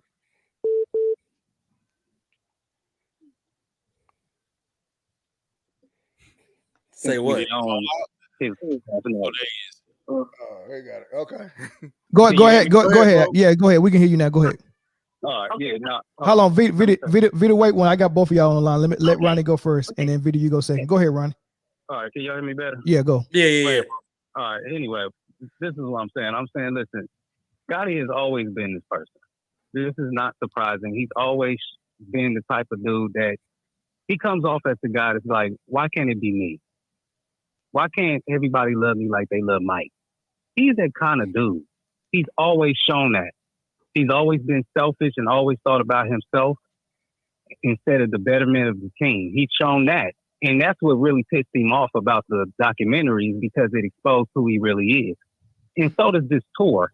The fact that, I mean, to be honest with you, I mean, if anybody disagrees, but the fact that you even got together to do some shit like this already is already some bitch ass shit anyway. Yeah. This is a bitch ass conversation. Who the fuck has a conversation about doing a tour, about a fucking documentary that y'all all were in? Right. Let me ask you this, Ryan, and you making a good point. Let me ask you this. So is this why, like you just said, this is showing what Pippen really had underneath his underneath the surface, that he really wanted the type of shine that Mike got. And it's two examples of that. One, when he was doing all the interviews after the Last Dance, and somebody asked, why what do you want to get out of this? And he said, I want people to see me as the greatest of all time. That was one thing he did. And the other thing is, when Mike finally retired the first time, and he finally got his opportunity to be the number one, he quit and wouldn't enter the game against the Knicks because the game-winning shot wasn't drawn up for him. They drew it up for Tony Kukoc. Is that the type of stuff you're talking about? I said, exactly. Okay. Yep, exactly. Yeah. He's always shown. There's always patterns of that. Even like what he did. Then he needs surgery and he didn't do it because of his whole contract and all that bullshit. Something like that. Yeah. Mm-hmm. Yeah. You know what I'm saying? Like, it's always there's patterns with people. And he's always been consistent with that. The fact that you're even doing a fucking tour about it, this is, first of all, and let me just say this is none of our business. And the only reason that this is out is because of Scottie. Facts. He could have went to Mike like a man, and they could have had this conversation, agreed or disagreed, whatever it was. But this was not for the public to know about it. And the only reason we know is because Scottie's a bitch nigga. Oh, there you go. All right, Ronnie. Thanks, man. I'm gonna get over this so I can get to the next caller. Thanks, Ronnie. That's why we ain't gonna make it. My language, Miss Lady. Oh, you good? Let's go, Ronnie. That's why we ain't gonna make it, Melvin. Oh no, we lost Vita. Hold on. Let me. I'm gonna call Vita back. We not gonna see the social media gates, dog. Damn, we ain't gonna make it. If I remember correctly, Listen, we if I got to remember correctly, that 16 we got to. Pip wasn't that. She coming in. Yeah, go ahead, Vita. Go ahead, Vita. Hey, this is my favorite female caller right here. Shay J is a close number 1B, and this is 1A right here. Go ahead, Vita. Vita. Hello, you guys. I want to say special hello to the Kansas City fans. Because you guys that's what I'm talking about. I like y'all ready. Go they vote. Good job. Y'all fan base have more dead bodies than they have anywhere else. Right before the Super Bowl. That cracks me up. Y'all got more mess in y'all city. That cracks me up too. Y'all That's got why we move. That's why we move. In costume, you guys do a great job. You guys do a great job. Right before every Super Bowl, y'all have some kind of line in the news every time. And Andy Reid got the only team that has drug addicted sons on it, and then they find the players, and then they go around drunk on the highway and hurt people, and they never be in the news. Andy Reid got pulled. Just like Malone, she cooking them. Hold on, Vita. Vita. Hey, on the topic of the No Bull tour, let me get your thoughts on the No Bull tour. I'm gonna go to Bulls, but Scottie Pippen is just another one, a reflection of someone like Draymond Green. He's gonna be on the tour hating on Steph and Kevin Durant, and then the next week he gonna say, "Oh, I never said that. I apologize." Because if you go back to Up in Smoke, one thing I can't stand about Draymond Green, he was on there talking about another man's contract, and then forget anybody that really do their research. But you never talk about another man's contract, whether any sport. I do not like that. Let the man and that owner, whoever they are, do that contract and stay out of their business. Because if they can negotiate money for themselves, leave it alone. Try doing it yourself. Because the business side of it, our audience must understand. I sent you those documents about that $92 million court case. Did you open it up? Yeah, I opened it up. I haven't went through all of them yet. The creative art agency, and that kind of reflects on Ron Paul, Clutch Sports, and how they're trying to take away all the young sports agencies and put them all in one thing. Because if you look at Clutch Sports, there's a couple of players that sued them because when they were trying to negotiate, like the Morris twins and stuff like that, that's a lot of stuff behind the scenes that a lot of our fans don't get to see. And that is very important to the business of sports and how hard it is to negotiate, because you have people like in that court document in Delaware, Goodwin Sports Management, when they were Chris Ayton was trying to defrauded them, and collusion. So collusion is something big. That's what also LeBron does in Clutch Sports. It's collusion because they want to put pieces on the chessboard around the league. So LeBron is that's just one of his key pieces to do to big himself up. And so that's what he does. Just like he plants people in the media, like stupid. Who would that Perkins be on TV talking about? I mean, that is what the sports media has come to, because it's not about talking about the game of basketball to educate, but it's not like JJ Redick was saying, but in the terms of just symbolizing the game of what was seen on the court. See, they want to go after like Kyrie Irving, damage his whole career, and his contract stuff. Like Stephen A. does that. Right around any time a player comes up on their contract, you see the news shitting on them, saying all kinds of going beyond what's on the court, and that's harmful especially in the business of professional sports, because that is one of the areas that we, as people that look like us, get an opportunity to put food on the table and have longevity and family wealth, and that's harmful. To me, I think that's the most lowest down thing that you can do. And then we talk about, especially if this is a month of Black History, we got the shortest month. And then we do this to each other just to get a bag. You just get a bag, and he's got plans. They say anything, even though I don't understand how Silver Spoon and the ratings are down because of this type of behavior pattern. You have a contract, billions of dollars to contract with a broadcasting company, and you wonder why your ratings down if you stop doing this shit. It's not about the style of the game, all these quirks that like LeBron want to put in that AAU playing term. What kind of shit is this? We're professional sports. We out here playing AAU. And then the NBA, if you go on the line, all that money that we accumulate in the NBA, and you wonder why we have all these foreign European players. They are taking money from America, Black players in America, and sending it over, building clinics in European countries to say that, European players are better than American players.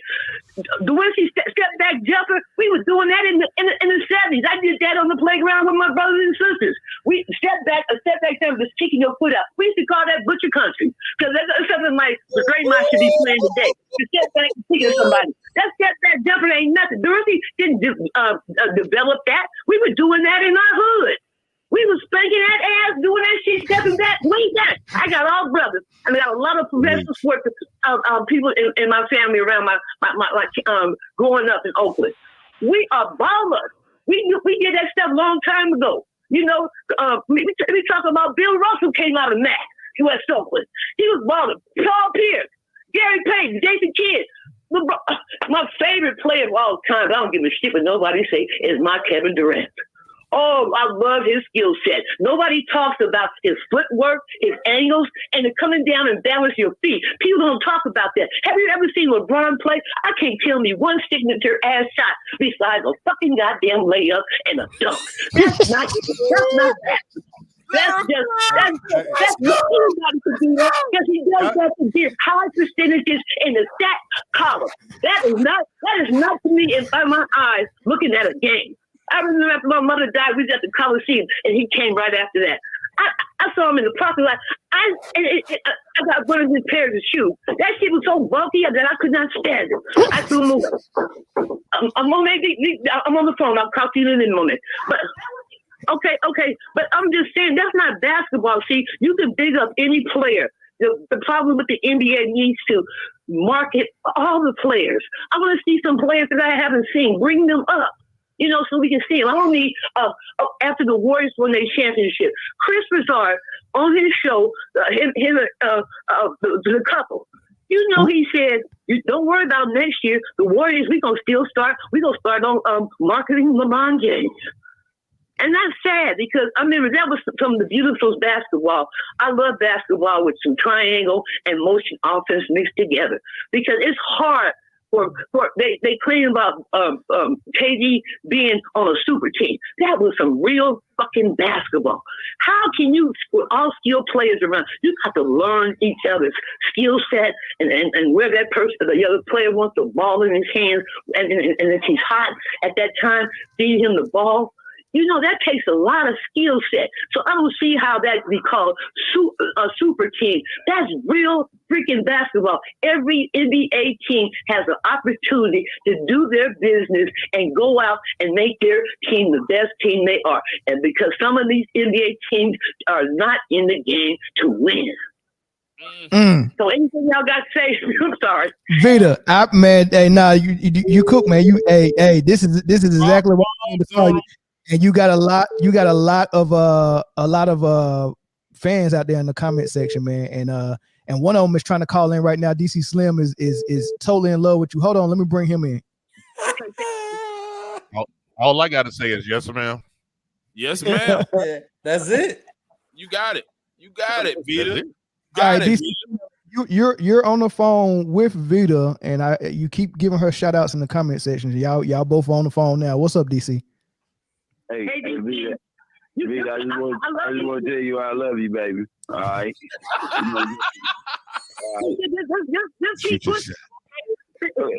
That's all I'm gonna do. That's all I'm here for. But you push your big old man. You just made my night. I ain't even gonna lie. I'm telling you, I'm higher than giraffe's pussy right now. But I'm in here just my homie and them. They up in here laughing at you and everything.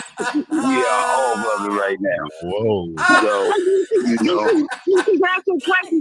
Ask me a question. What do you think about the Kansas City team and their fan base? Because with all that meth they be using and bank robbing and stuff, what do you think about that?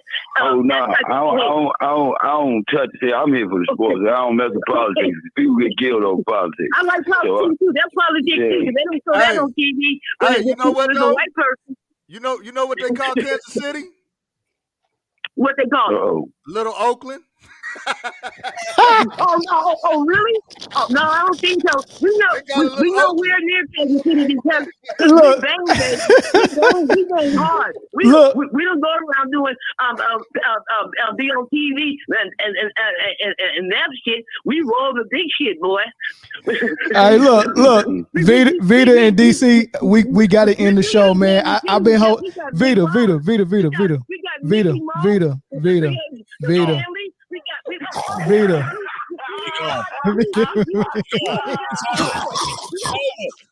It's over. Listen, Vita and DC, we got to end the show, man. I was supposed to end it 15 minutes ago. I'm holding these people hostage, and then I got hungry people in the house, man. But we appreciate it, man. We'll be back in here. I'll be back in here Tuesday. We'll be back in here next Friday, man. I appreciate all of y'all. Man, we love y'all for real, man. We hey. really love y'all, man, for real. Appreciate y'all. Yeah, man, we appreciate the call. Call-ins, man. We really love y'all, man. We feel the love. Don't take it personal. But I'm just saying. I'm from North Carolina. Hey, look, let me say one thing to y'all, man. One thing on the real. There's some real shit I'm about to say. Man, this channel like that, dog, because number one, you don't sit around and shoot gossip all day. You really on this joint talking sports. You go everywhere, man. It ain't all LeBron talk. It ain't all bad. So, man, shout out to everybody on the panel and everybody in the chat. This is the best fucking show on YouTube. 100. I love y'all. All right, brother. Y'all heard it there. Y'all heard it there. My quarterback in the NFL that gets shitted on. I love my Jalen Hurts. I love Jackson, Lamar. I love all of them. I love Deshaun Watson. They shitted on him, and it's shameful how they mistreated this young man. And J.J. Watt, you can kick Watt with your sorry ass and all your PEDs. Because Texas was a shit show. Anytime you could take a chaplain and make him a GM and Billy O'Brien, the quarterback whisperer, you didn't get Deshaun a left tackle to protect his blind side to his 4 seasons, all of the sacks. And then the Browns, Kevin, you are sorry because you let that young quarterback go out in that game and did not prepare him. You opened your mouth and said you didn't even have a game plan for him and let that boy go out there like that and get shitted on in the media. You know, that's shameful. So the quarterback room, you guys got to pay attention. Most of those teams, they don't prepare, they don't like the idea of a black quarterback because we have a skill set. We can stay in the pocket because the O-line plays a critical part in any quarterback being able to be successful along with the offensive line. All right, Vita. Thank you, Vita. We go catch you next Friday. Thank you so much. I second that testimony. Yeah. Hey, I'm a log off. Hey, Vita came. Hey, did Vita not cook though? Did Vita not cook? I lost track of how many clips she unloaded. Yeah, she did. Yeah, she did not leave no stone unturned. Listen, all right. So, she cooked everything. Ain't nothing left in the kitchen. Hey, look. So I want to say this. A lot of people are enjoying the show, but forgetting to hit the like button. So this is your last opportunity to hit the like button right now. That helps us a lot, right? You got to hit the like button to help the algorithm. Also, for those of you who joined late, this is, I guess, Britne. She is from the Sideline Speaks podcast. You can catch them on YouTube. And y'all can go and subscribe to them. Yeah, for sure. And then also, man, we appreciate everybody who came in and called in, all the comments, all the super chats, man. We appreciate all of that, man. And we'll catch y'all on the next episode. Anybody else got something? Real quick. Britne, what kind of phone service you got? Who you got? AT&T. And she took too long. AT&T. Chris, you got AT&T? I'm Verizon, baby. Are Verizon and AT&T compatible? Just asking. All right, that's all I got to say. Shout out to DC Slim. Thanks for the super chat, man. y'all so daggone stupid, man. All right, man. We'll catch y'all on the next one, man. Peace.